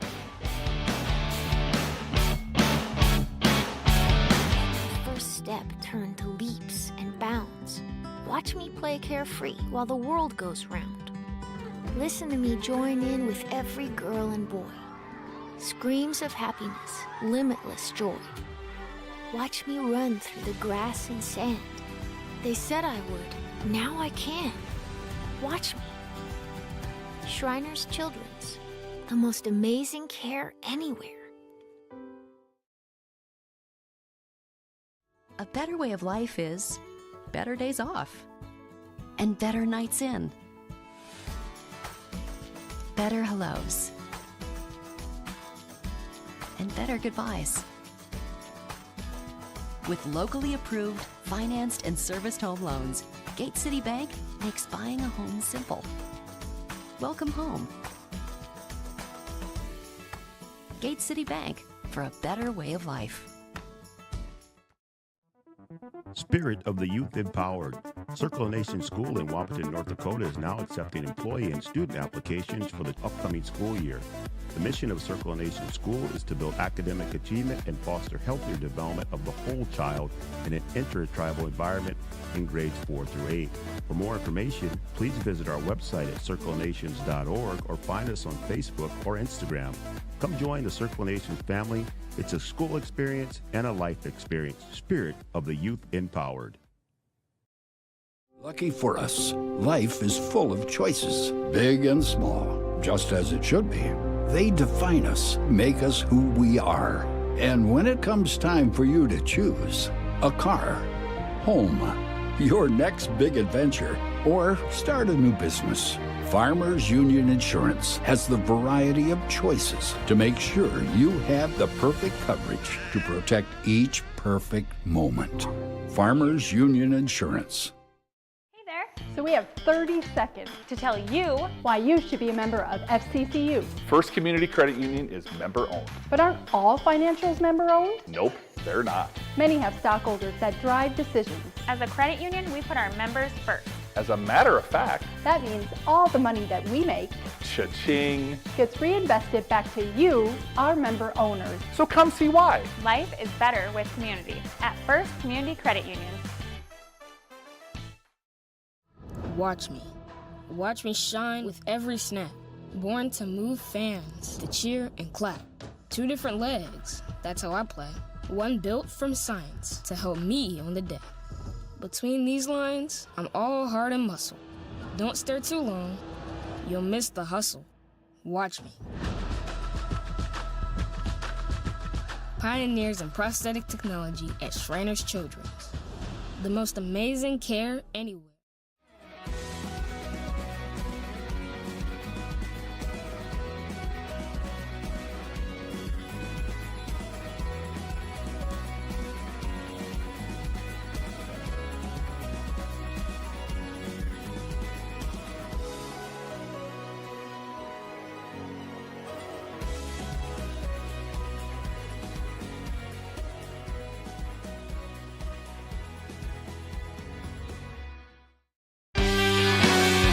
Well, we thought there was going to be another 3 minutes put back up on the scoreboard, but the players are ready, so they're going to go.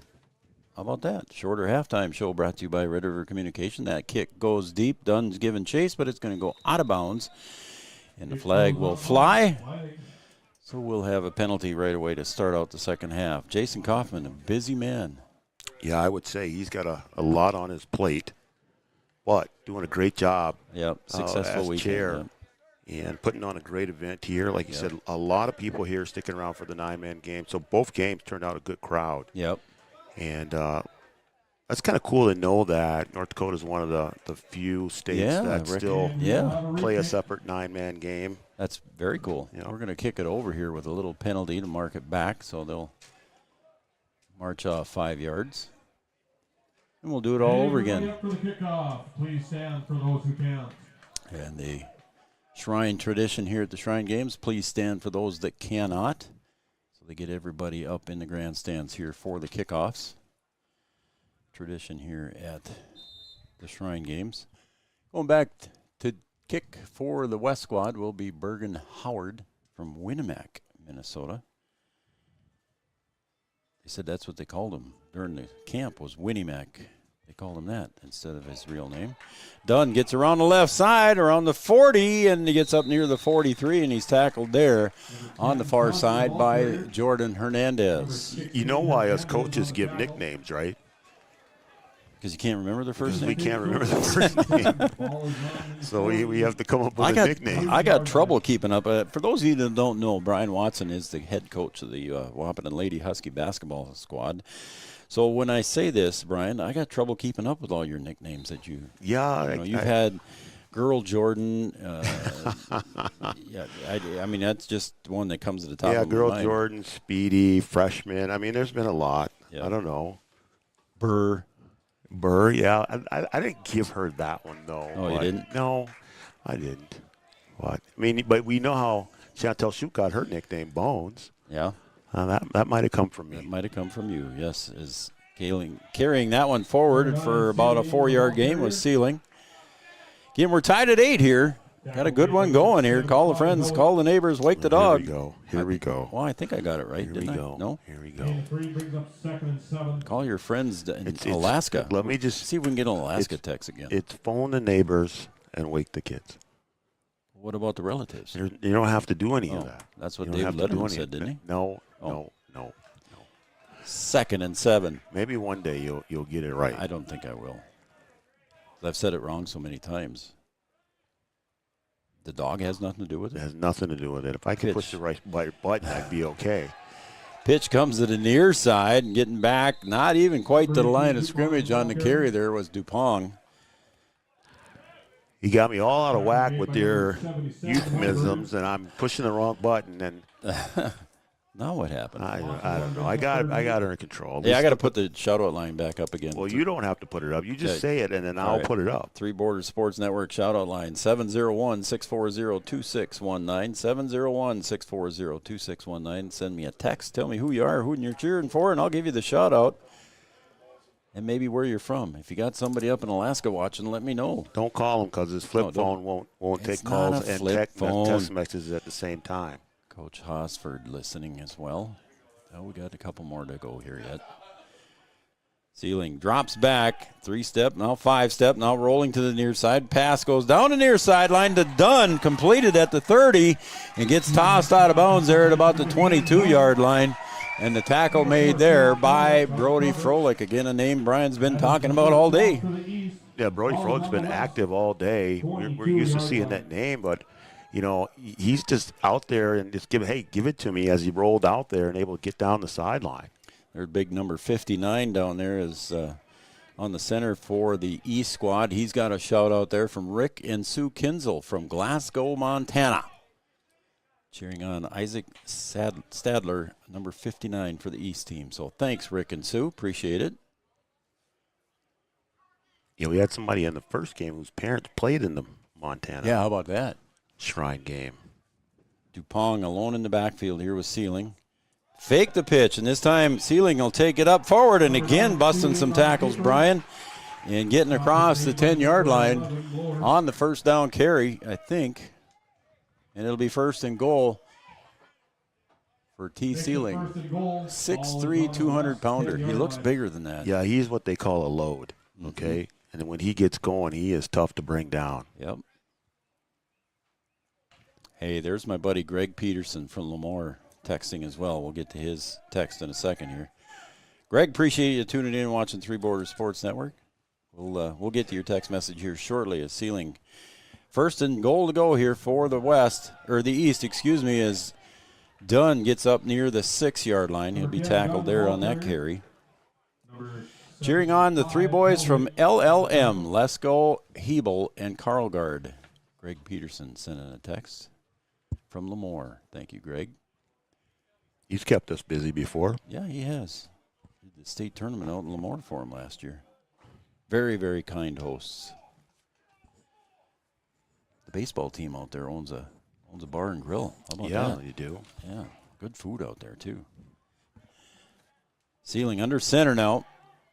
Again, Ingebretson up in the fullback position. He got the carry the last time near the end zone. This time to give it to Dunn, and he's going to get swarmed to be close to the line of scrimmage.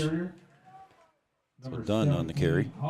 Bergen Howard in there on the tackle out of Winnie Mac.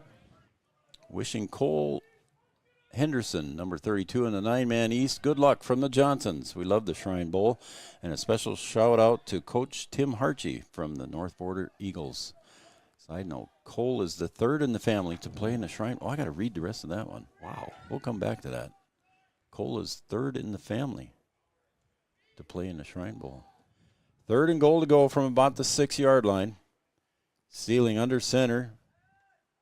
Drops straight back. Now he's going to roll to the right. And now he's got an open lane cutting back, and he's going to try to get down to the end zone. I don't know if they're going to give him that or not. It's going to be short. No, he's going to be short. His knee was down. Ball came out after he hit the ground. Yep. So they'll keep it. And the East trying to get the first score of the second half here, take the lead. So Cole Henderson is the third. Get this, the third in the family to play in a Shrine Bowl game. We had Jacob Johnson in 2020, but there was no game due to COVID that year.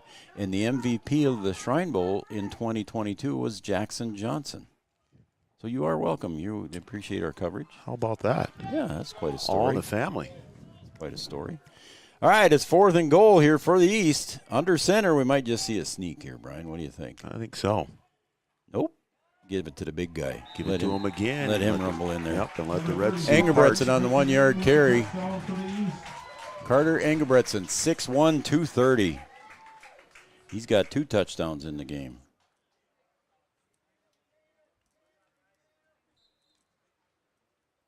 So we got our first touchdown here at the 6:53 mark of the third quarter.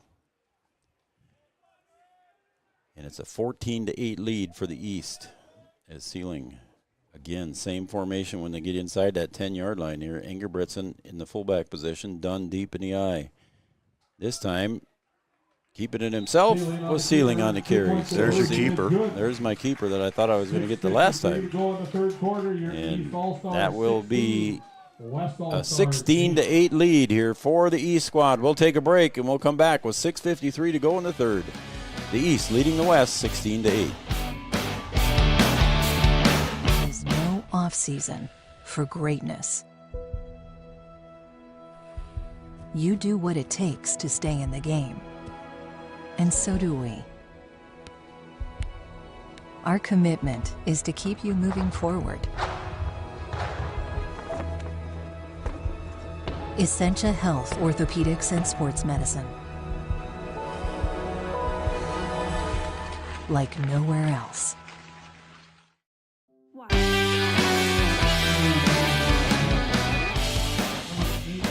16-8 lead for the East squad. Kicking off for the East will be Brian Quam. Going back to receive will be Cohen Seam. And I believe it's 8. Yep, it's 18. He turned around so I could see his number. Thank you very much, Blaine Smith. That kick goes deep to Blaine Smith. He'll pick it up at about the 11-yard line. Crosses the 20, comes to the near side, and he's going to be tackled there at about the 27-yard line. Nice open field tackle. Stop made by number 7, Werner. Tackle made there by Logan Werner. So we'll see if the West can get things going. Cavalier, North Dakota. 1st and 10 for the West. Ball is on there. So the West will get the ball. 1st and 10 now. Let's see. Sean Alfaro from North Dakota. It says go Jordan Hernandez. We've called his name a few times. Jordan Hernandez. Yep. Well, that's a personal text message from my brother. Yeah, Jordan Hernandez out of Alexander. Yeah, we called his name a couple times. Yep. Split backfield. And in between them stands Richter. He'll fake the handoff, drop back a couple. Now gets pushed out of the pocket, and he'll come to the near side. Got an open lane. Brian crosses the 40, puts his head down. He gets pushed out of bounds at the 42. Pushed out of bounds by Otto Doctor. Yeah. Got some fans cheering for him tonight. Yeah, lowered his shoulder there, and Otto able to knock him out of bounds. Yep. Well, Brian, I think we're going to get through this. You said it earlier. Was it in the first game that we might get through?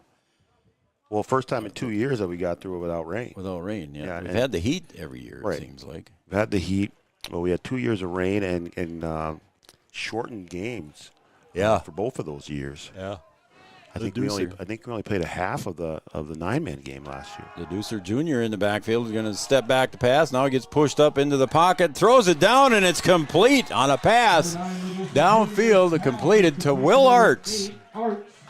So Will Arts, he came on and did the speech for the 9-man West team. And did a good job we talked about how good those speakers at the banquet were, but a nice pass from LeDucer. He got chased out of the pocket, beat up. Man, Art's doing a good job getting behind the defense and making himself available, and kind of threw that ball up for grabs and threw it to the right guy. So now it's going to be 1st and 10 for the West as they come back to threaten now after the East took the lead 16-8. LeDucer still in the game. 2 to the left, 2 to the right, 3 linemen. 1 in the backfield beside LeDucer. He'll draw back, and I think, he got out of that one. And he's going to avoid another one. Nope, he's not going to escape the tackle there made in the backfield, Brian. Yeah, Wolford says, hey, nope, I'm going to get you this time. Cage Wolford out of New Rockford, Cheyenne Maddock. So a loss of about 9.5 yards on that one. It's going to be 2nd and about 20. A long 19. If he had just a smaller shoe size, he might have gotten out of there. That's funny. Trey Hyde checking in from the sideline. He'll go into the backfield. Looks like Richter will go under center. And deep in the eye is Hyde, Trey Hyde. And a fake handoff to him.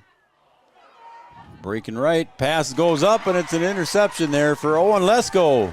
Owen Lesko, how about that? We just heard from Greg Peterson cheering on the Lemoore Litchville Marion guys. And sure enough, Owen Lesko pulls it off. So the threat is ended. Lesko must have heard us talking about him. Yeah. He said, Greg, I got one for you here. Proud mom of Evan Milmer, head coach of South Border Mustangs, cheering on the West, especially Cole and Levi from the South Border Mustangs. So thank you, proud mom of Evan Milmer. Thanks for tuning in and watching Three Border Sports Network. 4:57 to go here in the third. Gosh, I remember that one year was so hot and windy. Today, just warm and a little bit of a breeze. Sealing takes the snap. He'll drop back, gets pressured again. He comes forward and throws it down the field, and almost coming back for it to make the catch there. Deep down there, Brian, was Bennett Meyer. Yeah, Meyer behind the defense. That was a long throw. It was. And throwing that on the run, being chased, it did well enough just to get that ball down there, just overthrown a little bit. Cohen seam on the coverage from Kenmer Bobels. So the clock stops now on the incomplete pass with 4:47 to go.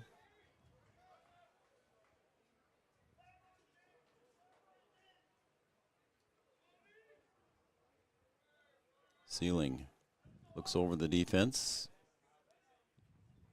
Long snap count, takes it finally, gives it off to Dunn. He'll go over the left side, gets forward across the 30, maybe a gain of 1 or 2. Not much of a gain here, and it'll be third and long. You had Hellwig in there, and also C.L. Weinberger in there again on the tackle.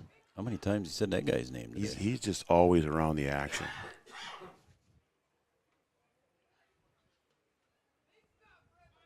Four different colors for four different teams today. And I asked one of the boys, do you get to keep the jerseys? And he said, I hope so. I think they do, don't they? He's like, I hope so. If not, it's going in my bag. Yeah, exactly.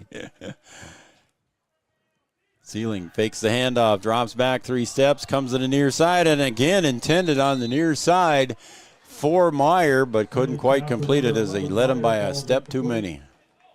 Number 4, Seam on the coverage. Again, Cohen Seam on the coverage. And it'll bring up 4th and long here for the East. So 3 and out here for the East squad. West is going to get the ball back with just under 4 minutes to play in the third quarter. Back deep to receive is Levi Buchholz, the birthday guy, Levi Buchholz, and Bergen Howard back as well. And we've also got back deep as a third, and that one just kind of rolls all the way down to the 19-yard line, B-Dub. So it was a successful kick for the East. And it'll be 1st and 10, all at the 19-yard line with 3:46 to go in the third. I think we're going to have a timeout here, a water break. Officials timeout. Yep, that's what they just said. Officials timeout, so it's a water break. We'll take a water break too. You guys take a water break at home. We'll be right back on Three Borders Sports Network. The East leads the West 16-8. Watch me pirouette with style and grace. An open floor of inspiration. This is my place. 5 positions to start, leotard and tights. A story through movement, under music and lights. Straight and tall, they promised I'd stand. I'm a ballerina who twirls like the blades of a fan. Watch me. Innovative scoliosis treatment at Shriners Children's. The most amazing care anywhere.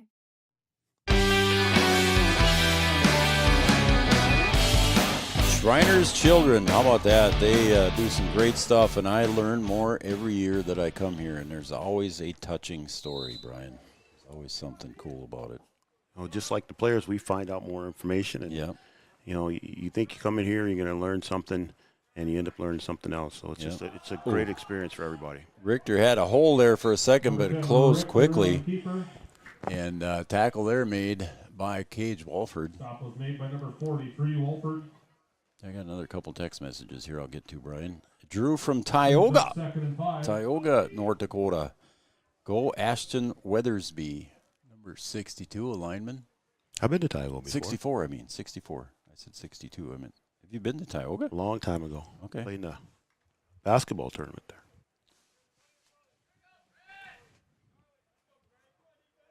Go Teddy Kirschman. I think Teddy played in the first game, didn't he? Nope, Teddy's in this one from Hettinger County. And again, Leducer in. He kind of, I think that was almost a pitch forward there, wasn't it? That was. It looked that like was it from going here. Forward. The back was ahead of him. Yeah. Still out to the side, but it was down in the books as a completion. Pass. Yeah, completion to Blaine Smith. As far as I'm concerned, that was a pass. Brings up 3rd and 4.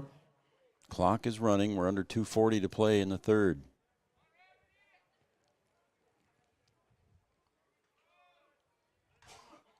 Almost 700 people today at the banquet.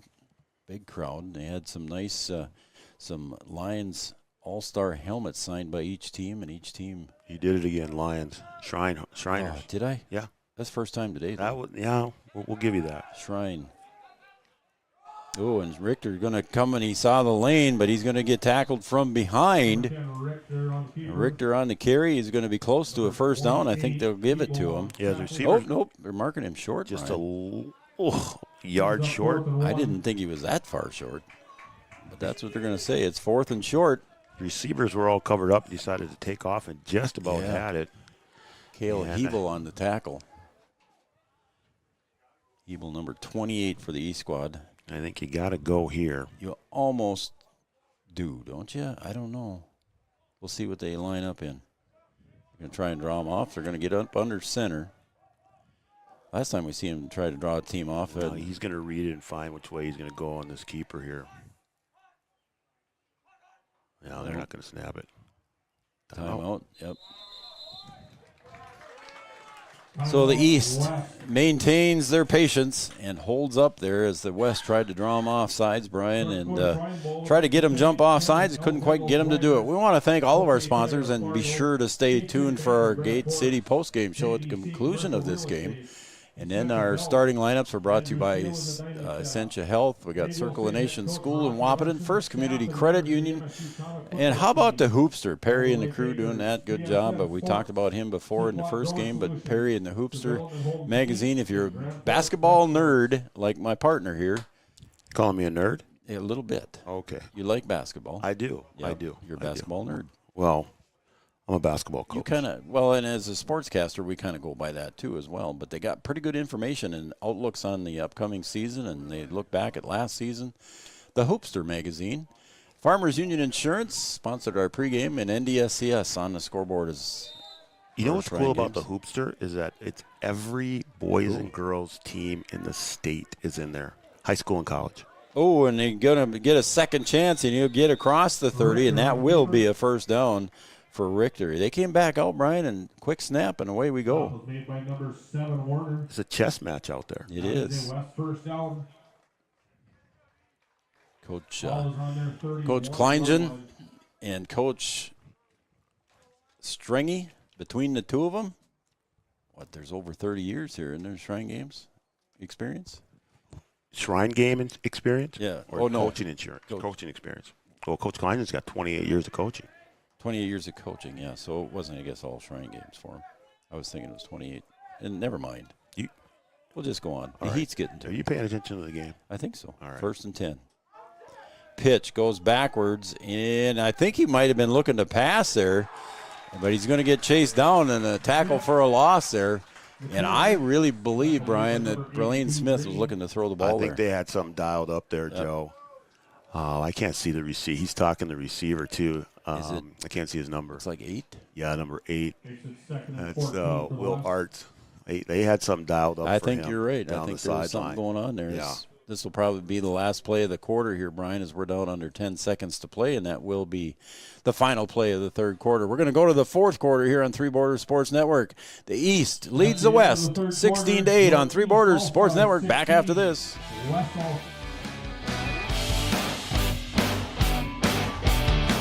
go to boys and girls basketball preview.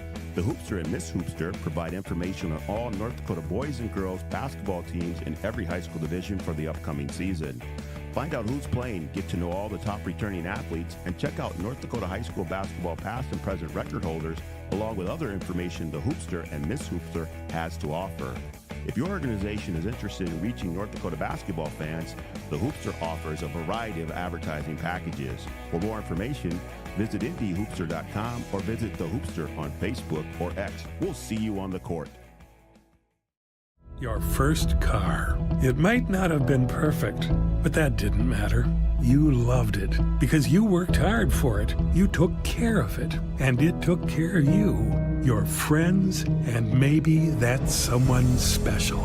And through it all, we were there working with you, for you, to make sure it was a smooth ride. Then and down the road. Farmers Union Insurance. More choices, great rates, local agents. Watch. So did you get it figured out now? Well, I don't. You had a little help. Yeah, I did. I got a text message from our buddy Seth Stringer again, and he says that Coach Stringy has been coaching for 24 years. So congratulations to Coach Stringy on that. But I was just talking about how many years he's coached here at the Shrine. Well, we know Stringy's been 10. Yep. Kleingen, I'm not sure. I can't remember what they said this morning. Here we go. 2nd and 17, excuse me, and then away they go, and there's goes Arts. He's going to break it through on the pass completion to about the 45-yard line, so a completed pass there gives the first down to the West squad. Well, we had said that, they had something dialed up for Arts, or they were trying to get him the ball and with some space and see what he could do. Yep. After that play where you thought there was a pitch pass, Arts went over and talked to Kleingen, and they kind of talking about something behind the play sheet. And they come right back to him out of the timeout. Checking in quickly from the sideline, Trayton Lessman.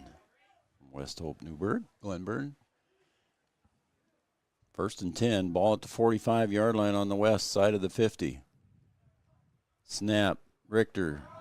Screen pass, it's a wide receiver screen out here on the near side, and it's caught by Hyde, but a good defensive play, B-Dub.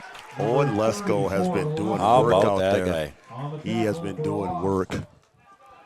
He had that thing read all the way. Greg Peterson out in Lemoore, pretty happy about his baseball player there, Owen Lesko. Good defensive play. We've called his name a few times today. Yeah, he had that read all the way. Sure did. I just think we don't have to drive home in the rain or storms or anything tonight. We can pack up. We're going to get out of here in daylight almost. We might. I mean, wow. All right, here we go. 2 to the left, 2 to the right. LaDucer back in. He is throwing most of the time. He did run the ball once himself. 2nd and 14. LaDucer drops back, steps forward. It's tipped at the line of scrimmage, intended downfield for Hyde. And a good tackle there made by the East squad, and that was Logan Werner. Hitting right into the belly. Trying to make Logan Hyde think twice about going up. He's still kind of gimping, heading over toward the sideline. Just trying to catch his wind, I think. Pass was tipped, and he had to go up high for it. Yeah, he did. Yeah, I think Hyde's okay. Yeah. He'll be all right. He'll be back. He's not feeling the best right now.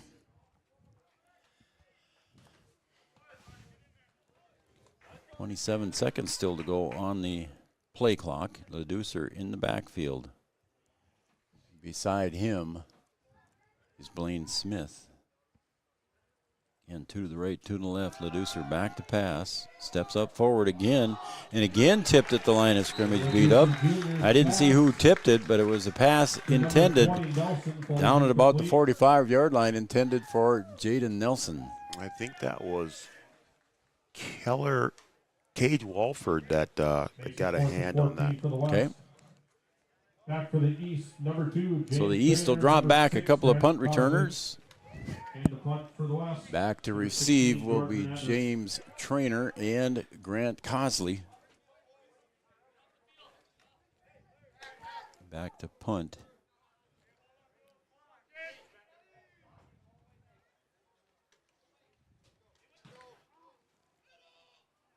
.34-yard punt there. Oh, and it's dropped, but right there behind him was Cosley, and Cosley's going to pick it up and run, and gets up to the 50, spins, and there he gets pushed out of bounds.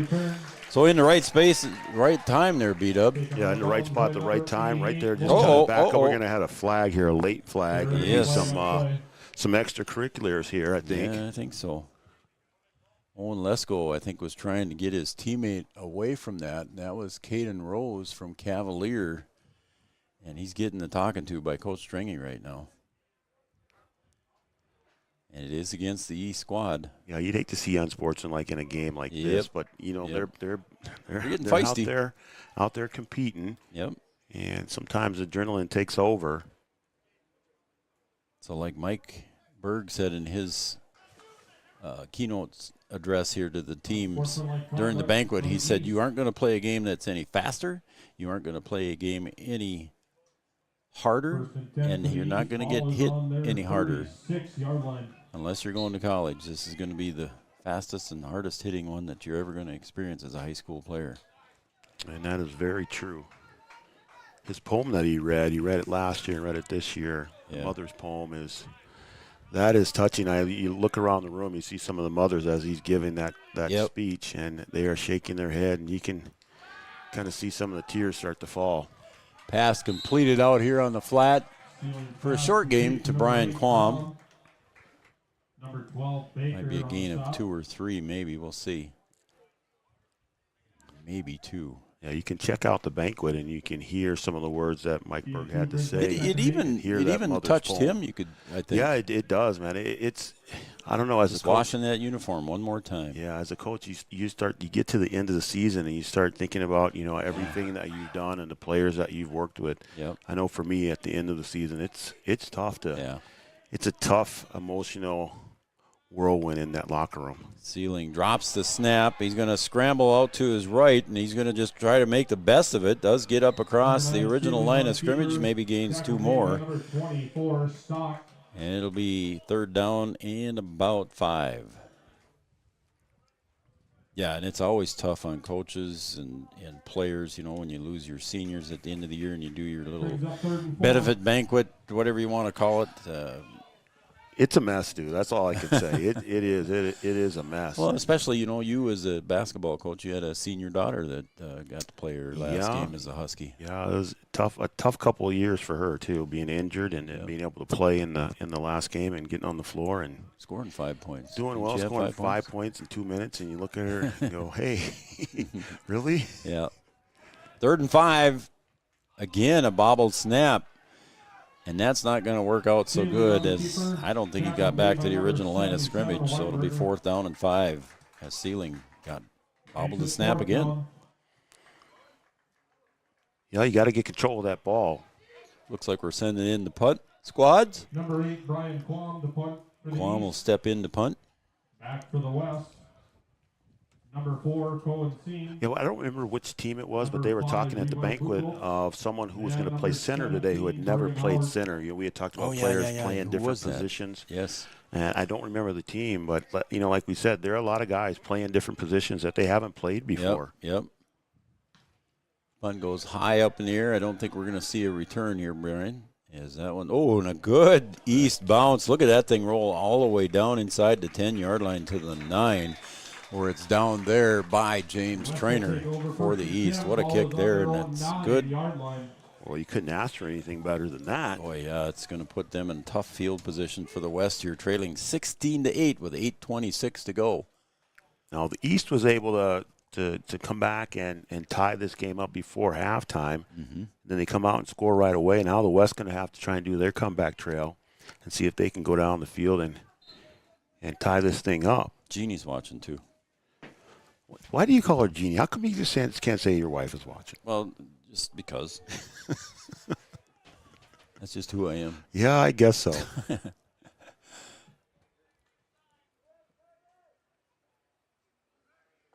1st and 10. Ball on the 9-yard line for the West. Taking that one is Richter. He'll go up the middle.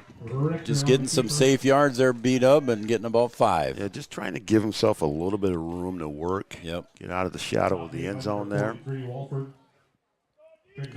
We've only had one score in each quarter.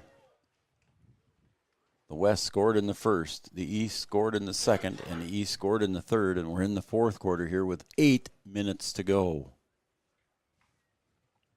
We've seen some good defense today. So, yeah, a good low-scoring game in the 11-man game, and got another one going on here. The defenses have been pretty good, pretty stingy. Richter under center. Pitch. Comes back. On the carry is Norton. Breaks a tackle. Gets up over the 25 to maybe the 27-yard line. So Norton on the carry on the pitch. Looks like Owen Lesko getting up there slow, but he almost made the tackle. Hey, my wife's watching. Thanks, Emily. I just thought I'd let you know. All right, thanks, Emily. Yeah. She made it home already? Yeah, she did. She got a lead foot. So 7:37 to go. Ball now on the 28-yard line. Richter under center. Whoops. Uh-oh. And we'll get to do that one. Hadn't had one of those for a long time. We haven't. Since the beginning of the game. 5-yard march. He'll go the other way. It'll be 1st and 5. Yeah, but he was ready to go. Yeah. Jumping off on the side of the ball there was Carter Ingebretson. He's got a couple of touchdowns, and he wanted to get a sack on that one. Here comes Owen Lesko. He got his rest. He'll check back in. Yeah, he is being a busy man. He comes in for Bryson Falch from Larimore. If I pronounce that right, Falch.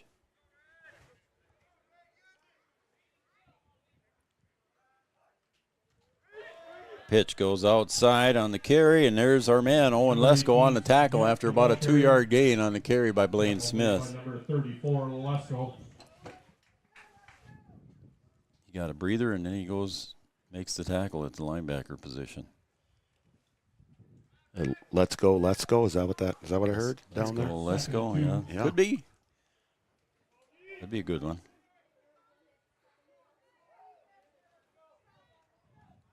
And the team's taking their time here. 20 seconds left on the play clock. We're at the 7-minute mark in regulation. Like I said, when I was down in the halftime interview with Jason Kaufman, there wasn't much of a breeze down there anymore compared to what it was in the first game. Yeah, we had a nice steady breeze in that 11-man game. Oh, the old double reverse. Art's now back to Richter, and he's going to try to go forward, and all for about an 8-yard loss. The old double reverse. A little chicanery going on out there. And, excuse me, I don't think Richter's getting up any too fast. He's not feeling too well as we got an injury timeout maybe. As the Essentia Health trainers are out there taking a look at him. We did see Bones down here on this sideline. Yeah, she is on the east side. Yep, she is down here. And Richter's going to be helped off. Looks like he's maybe, I shouldn't say. I think he might have just had the wind knocked out of him. Yeah, probably. He's had a long day back there. Yeah, he has. He's going off kind of on his own. She's got a hold of him, but yeah, just making sure. He look like he's, hurting in any area, so that's good. The Deucer will check back in here now to run the quarterback position. 3rd and 8. And they might put it in the air here. Yeah, Ledoucer's been throwing a lot. 2 to the left, 2 to the right. Snap to Ledoucer is low, but he picks it up, gets it across, and it's complete on a nice little seam pass. Completed down at the 50-yard line, all the way up to the 35-yard line to Trayden Lessman. Haven't said his name too much today. No, just right up the seam, and Ledoucer puts it right on the money. He sure did, didn't he? And then picking up a little yak after it. Yak, yards after catch. Checking out here will be Ingebretson. And going in for him will be big number 79, Chase Cooper from Wyndmere Lidgewood. 6 minutes to go. So now the West is threatening in East Territory. Ball at the 34-yard line. In the backfield with Ledoucer is Blaine Smith. Snap again. Oh, low. he hit his knee. Oh, yeah, his knee was down. Good call by the white hat in the backfield. Good call, Brian. Yeah, low snap there, and Ledoucer went down. His knee hit the ground, and that's going to put him down right there. So a loss on the play. Makes it 2nd and 15 for the It's going to be 2nd and a long 15 here. Yeah, they that was a tough one there. Got to get inside the 25-yard line, and they are currently just sitting just short of the 34, or 39, excuse me. So 2nd and a bunch here. Yep. Again, same backfield here with LaDucer and Blaine Smith. 2 to the right, 2 to the left. They're stacked. See if they go to Arts again out there. Again, another low snap. LaDucer gets away from it. Going to try and get around the outside, but there is a tackle made at the 40-yard line, Brian. Number 43, Walford. Wolford in there on the tackle. We've said his name a lot too, haven't we? Checking in for the E squad will be Cashton Kasia Jr. from Four Winds. Brian, we are now at the 5-minute mark. 3rd and 16. Yeah, certainly 4-down territory. And don't have to get it all here on 3rd down. Let's see if we can get Teddy Kirschman coming back in. Get this thing into 4th and manageable instead of 4th and long. Teddy Kirschman, he's kind of tall. Teddy at 6'8", 230. Look at him. And like sending him out there, hey, we'll just throw a jump ball up. No to kidding. Let's just do that. LaDucer, let's see who he looks for. He is looking that direction, and that's where they go, and it's almost picked off by who else? Mr. Owen Lesko. Lesko. He made a heck of a play on the ball. He broke on that perfectly. Yeah, he did. Kirchman, he had that ball in his hands. He kind of turned up field before he really had the ball, and Lesko able to come in and knock that thing away. Great defensive play. Cole Henderson checking in. Coming out of the game, Chase Cooper. Looks like they might be punting here, Brian, trying to see if they can pin him deep and then get the ball back. So some substitutions made on both sides of the ball. Number 16, Jordan Hernandez on the punt for the West. Little pooch kick here. Number 2, James Trainer. Number 6, Grant Cosley back to the East. Cosley back to punt.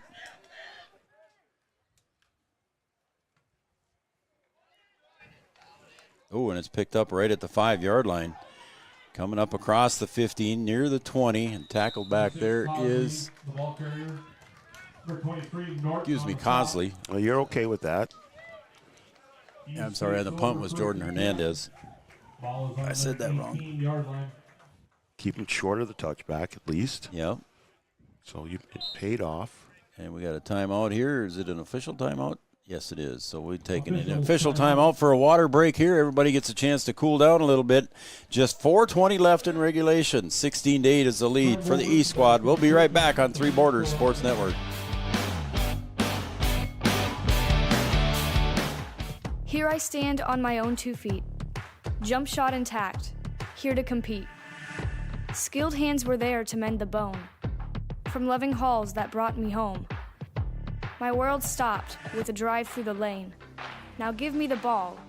You'll remember my name. Watch me. Orthopedic excellence at Shriners Children's. The most amazing care anywhere.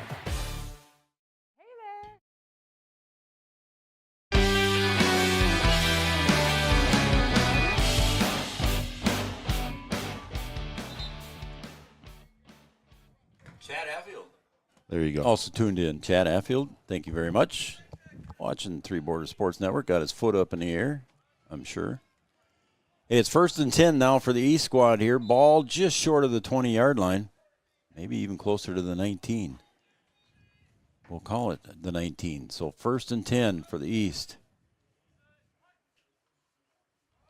Pitch goes to the outside, and that will be done, I believe, and he's going to get pushed down near the line of scrimmage on the far side. Nope, that was not done. That was, I couldn't tell between the 10 and the 18. It was Ryan Dupont from Foston on that one. Guess who's on the tackle again? Tell me. CL Weinberger. Attaboy.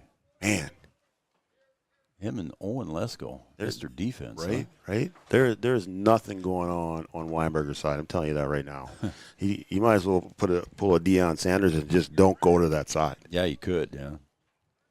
Splitting out wide to the near side here for the East is Cosley. Sealing waiting for the game clock or the play clock to wind down. It's under 10 now, so he'll get everybody lined up. Snap, and he'll give it off to Dunn. Dunn goes up across the 20, maybe a gain of about 2 or 3. So Dunn on the carry, and with the next snap, we'll be under 3 minutes to play, barring a timeout. 3:15 and counting. 3rd and 7 for the East.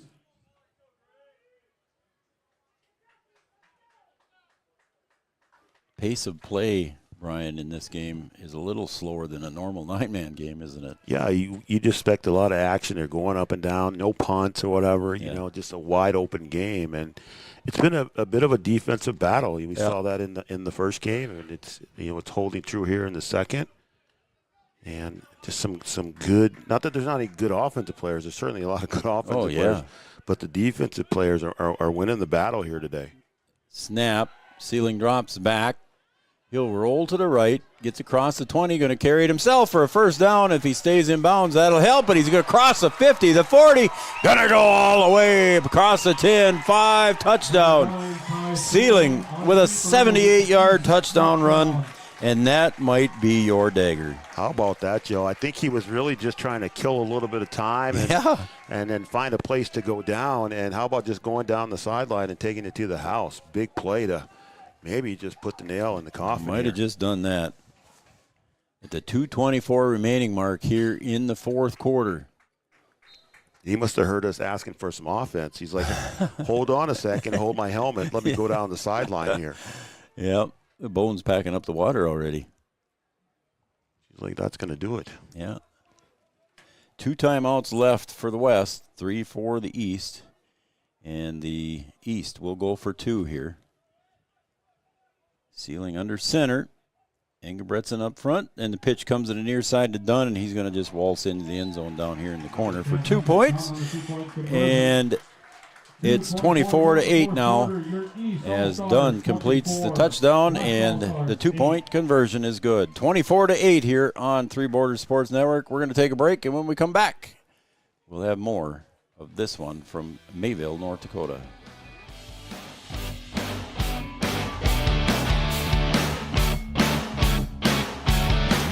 Personally invite you to join First Community Credit Union. I know what you're thinking. Oh no, not another financial. Aren't they all the same? No, not really. We're a credit union. When you join FCCU, you become part owner. All the money we make, cha-ching, gets reinvested back to you, our members. Which goes back to you in the form of great rates and less fees.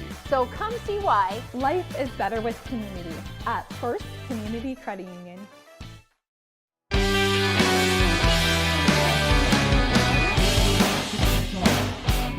Couple more shout-outs on the Three Borders Sports Network. Shout-out line, 701-640-2619 if you want to get one in here before the end of the game. Bruce Doctor's wife is watching Auto Doctor and cheering on the Richland Colt. So thank you to Bruce's wife. There's the kick, and it goes deep, and back at about the 10-yard line is the receiver. And I did not see his number before he gets pushed out of bounds there, and it looks like it was number 4, Cohen Seam on the return. Also, shout out to Jeremy Leducer Jr., his aunt Geraldine and cousin Jonah are cheering you on from home. Go get him, baby Jer. That wasn't my words, that was their words. I think they know that. Okay. Go get him, baby Jer. So thanks, everybody, for sending us text messages. Watching Three Borders Sports Network. We appreciate it. A lot of doctors in this. There are. Yeah? Yeah. I didn't know there were that many doctors. I mean, we know we have doctors in Wahpeton. Yeah. Spelled that way, too. Yeah. There's a lot. Yeah. And apparently there's one in Richland, too. Or more. They're all over. Yeah. Okay, we're ready to go here. For the West here, now they got to score quickly, and they got to score twice, and the 2-point extra conversion. And the good thing to see Richter back in the backfield. He'll take the snap, fake the pitch forward, and the throw comes down the seam, and it's intended short, and pass intended there for Brock Norton. 23, Norton falls incomplete. Yeah, now we're just going to have to air it out, see if we can get something. You got 2:11 to go. Yep. 2 timeouts remaining for the West, 3 for the East. But the East, I don't think, is going to use a timeout. Got some timeouts. You can go across the middle of the field maybe. Get something open in the flat here just to get some chunk yardage, then get out of bounds. And, of course, in high school, it stops at the first down. Just to reset the ball is basically all it is. But now Leducer back in the game. He'll step back. In pressure coming. avoids the pressure, still running around. Now he'll throw it down the sideline and pass incomplete, intended there for Hyde. Trey Hyde from Grant County Flasher. Yeah, Ledoucer's been the one who's been doing damage with his arm. Yep. So that'll bring up now 3rd and 10 with 2:02 to go on the clock. NDSCS, our scoreboard sponsor. Thank you to NDSCS. Post-game show will be brought to you by Gate City Bank at the conclusion of this game. Again, starting lineups were brought to you by Essentia Health, Circle of Nations School in Wahpeton, one of our sponsors. Ledoucer in the backfield. Looks downfield again, pressure comes up the middle. He got a roll to his left, and he throws a rainbow, and nobody's going to get to it. Arts was fighting in the backfield there. He was kind of arm checking with Otto Doctor, and neither one of them came up with it. And now we're under 2 minutes to play with 1:53 to go, and it's 4th and 10. With 1:53 to go. Steve Kleingen, in what he has said will be his last Shrine football game. Sounds like he might coach junior high football. Oh, really? I didn't see that. I heard that through the grapevine. Oh, okay. Next year. Well, you just don't have take to a step back from the pressure. Don't have to throw the bomb, but you just need to get past the sticks for sure. Yep. So Ledoucer, 4th and 10, to the right, to the left, steps up forward, tries to throw a little bubble screen across the front there, intended for Hyde, and it's incomplete. And with 1:49 left, the East will take possession of the ball in West territory at the 30-yard line. 1:49 to go, 2 timeouts left for the West, so I don't think they could maybe get the ball back if they do use their timeouts. Yeah, we'll see what happens here with it being a 2-score game. Yeah. I mean, 1 score, that's a little bit different. Yeah, I don't think Coach Kleingen's going to make these guys stay out there in the heat any longer than what they need, but we'll see. May be competitive and really want to win that last game as a Shrine coach. Oh, from the Kinsells in Montana. Thank you we appreciate that comment. Appreciate it very much. From the Kinsells. Yeah, how about that? We like that. In Montana. Thank you. Appreciate the kind words. Ooh, I hope he didn't hurt himself on that one as Sealing went to the right and slipped. Yeah, just kind of lost his footing there, went down. And yep. Looks like he's all right. Yep. He looks like he's fine. They're not going to stop the clock. Yeah, I 2-score game, no. Yep. 1-score game, yeah, we can talk then.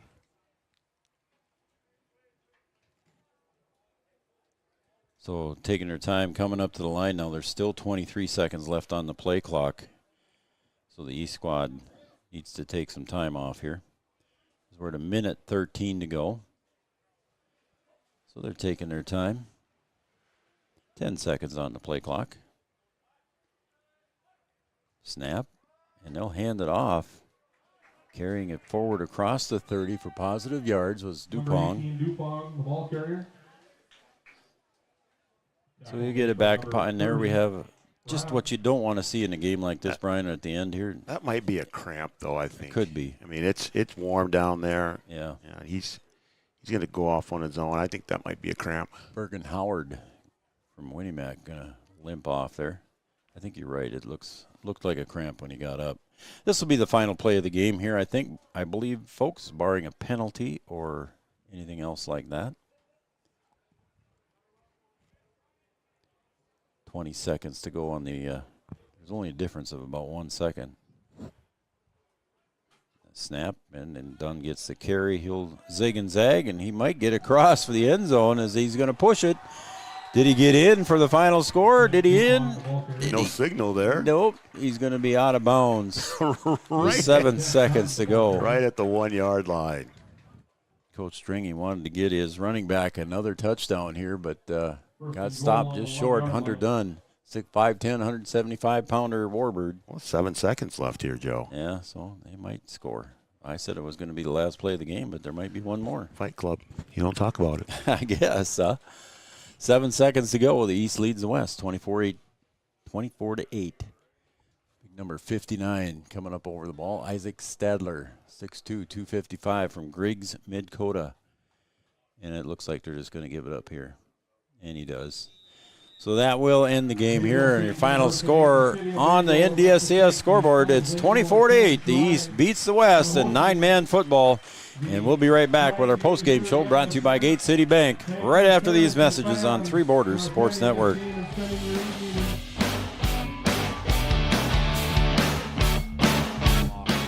The greatest broadband that anyone can subscribe to.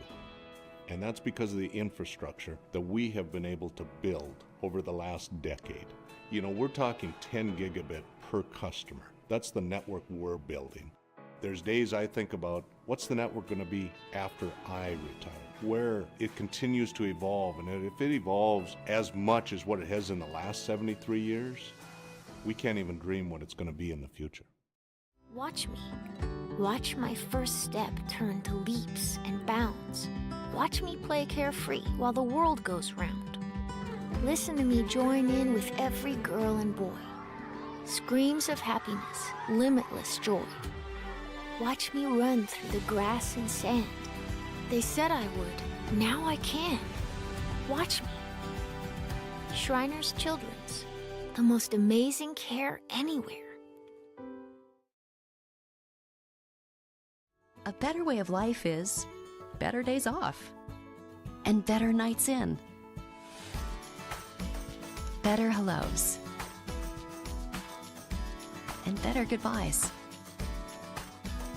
With locally approved, financed, and serviced home loans, Gate City Bank makes buying a home simple. Welcome home. Gate City Bank, for a better way of life.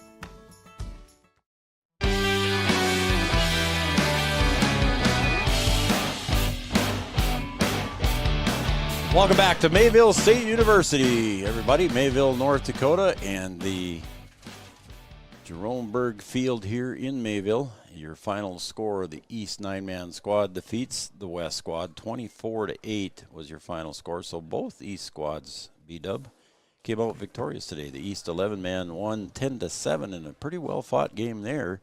And then late coming back here, scoring 24 unanswered points in the game here. The East beat the West in 9-man, 24-8. Yeah, the East side had it going today. Yeah, I think both defenses had it going, which was nice to see. And then, 9-man East kind of busted it open here at the end. But like I said earlier, a lot of times you come into a game like this, you expect to see just a ton of offense. A lot of scoring. Just open it up, air it out, do all that stuff. But the defensive squads came to play. Yep. And it was fun to see and nice to see these guys get out here and get after it. Really competitive game. And entertaining, I think, for the fans who came out and weathered the storm, so to speak, of the storm last night and kind of sit out here in the heat. Yeah. I think they were fairly entertained in both games. Doesn't matter if it was a 9-man game or 11-man game. And these guys getting together here in the middle of the field That's pretty cool. Really nice to see. That's really cool. Before they go out and kind of meet their families and things like that. And again, we talked about this is more than a football game. Yep. These guys come here expecting to play football, which they did a good job at. But they really have some takeaways that are life lessons. And as a coach, we always talk about, life through basketball, but this is certainly life through football. Yep. And I think all of these players will take something away that will benefit them later on in their life. Pretty special gathering down there, and my guess is, too, that they're thinking of the people in Enderlin, North Dakota, too, another 9-man team down there, so some friends and maybe even family members, who knows, but our thoughts and prayers go out to those folks in Enderlin.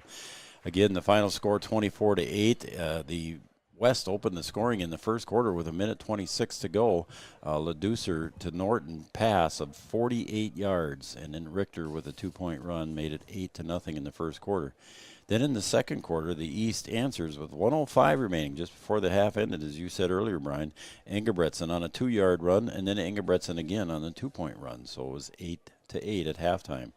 In the third quarter, with 6:53 left, the East scored again with Engebretson running the ball, and he took it in from 1 yard that time. And then Sealing with the 2-point run for the conversion made it 16-8. Then in the fourth quarter with 2:24 remaining, a 78-yard exciting touchdown run by Sealing and done with the 2-point conversion. That wrapped up the scoring. Again, the East was down 8-0, but 24 unanswered points there, B-Dub. Yeah, Sealing was like, hey, I'm just trying to run the clock down, and then he saw an opening down the sideline and says, hold on a second. Yeah. Let me take off. Let me just put this thing to bed, and just stick it right down the sideline. And for a nice, exciting play, a good way to kind of cap off the scoring and seal it for the East down the right side there. Forgot, Brian, to mention the Spirit Awards and the Hustle Awards for these two teams. I'll quickly do that. Spirit Award was T. Sealing. Again, he got the Spirit Award, and I think he's going to Sioux Falls College, I think is what they said, to play football. And then the Hustle Award goes to your man on the defensive side of the ball, Cage Wolford. So he got the Hustle Award. Then over on the 9-man West side, the Spirit Award goes to Bergen Howard. He's going to NDSCS to play. And the Hustle Award goes to your man on the defensive side of the ball. Again, Brian, Mr. C.L. Weinberger. That dude, he was active today. And I'm telling you, and I'm not talking about being, making tackles 5 yards down the field. It was like behind the line of scrimmage. He was in on every play that came to his side. And like I said earlier, I don't know. I don't think I would go that way. I think, and I wrote it down in my notes there, he, according to Coach Kleingen, he never left the field during the whole week. He never left the field. He was never he was always there for every play, every practice, every instruction for the kids, for the Shriner kids, and he was there all the time. Just a good week, and to see these athletes come out here and put it all, on the line for one more time. Like I said, we were fairly entertained here, 2 football games, and hats off to the guys that are out there on the field and the job that they did today. And hats off to the Shriners again for the great things they do. Brian and I mentioned it in the broadcast that we learn something every year, and it always touches the heart. And it's a great organization and great sponsor of the All-Star Games, one of the only ones in the United States to sponsor a 9-man All-Star Game. How about that? We like that. That's pretty cool. All right, B-Dub, for Adam Shriner, you got anything else? No, I was going to say, is it time to get out of here or what? Please, let's go. This has been fun. It's, It's been a long day. How many years have we done this? 4? I'm going to say 5, but that's okay.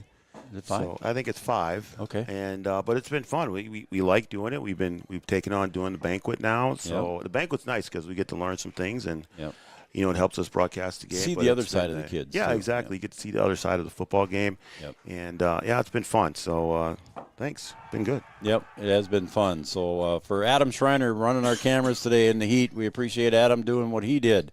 For Brian Watson, my producer and color analyst, and he also ran a camera here a little bit from time to time as well. I'm Joe Shriner. Again, your final score in the 11-man, it was 10-7 in favor of the East squad, and the 9-man squad just completed here. The East defeats the West 24-8. We wish you all well, and we will see you next week on Three Borders Sports Network. Everybody check out our webpage for the links for our games next week.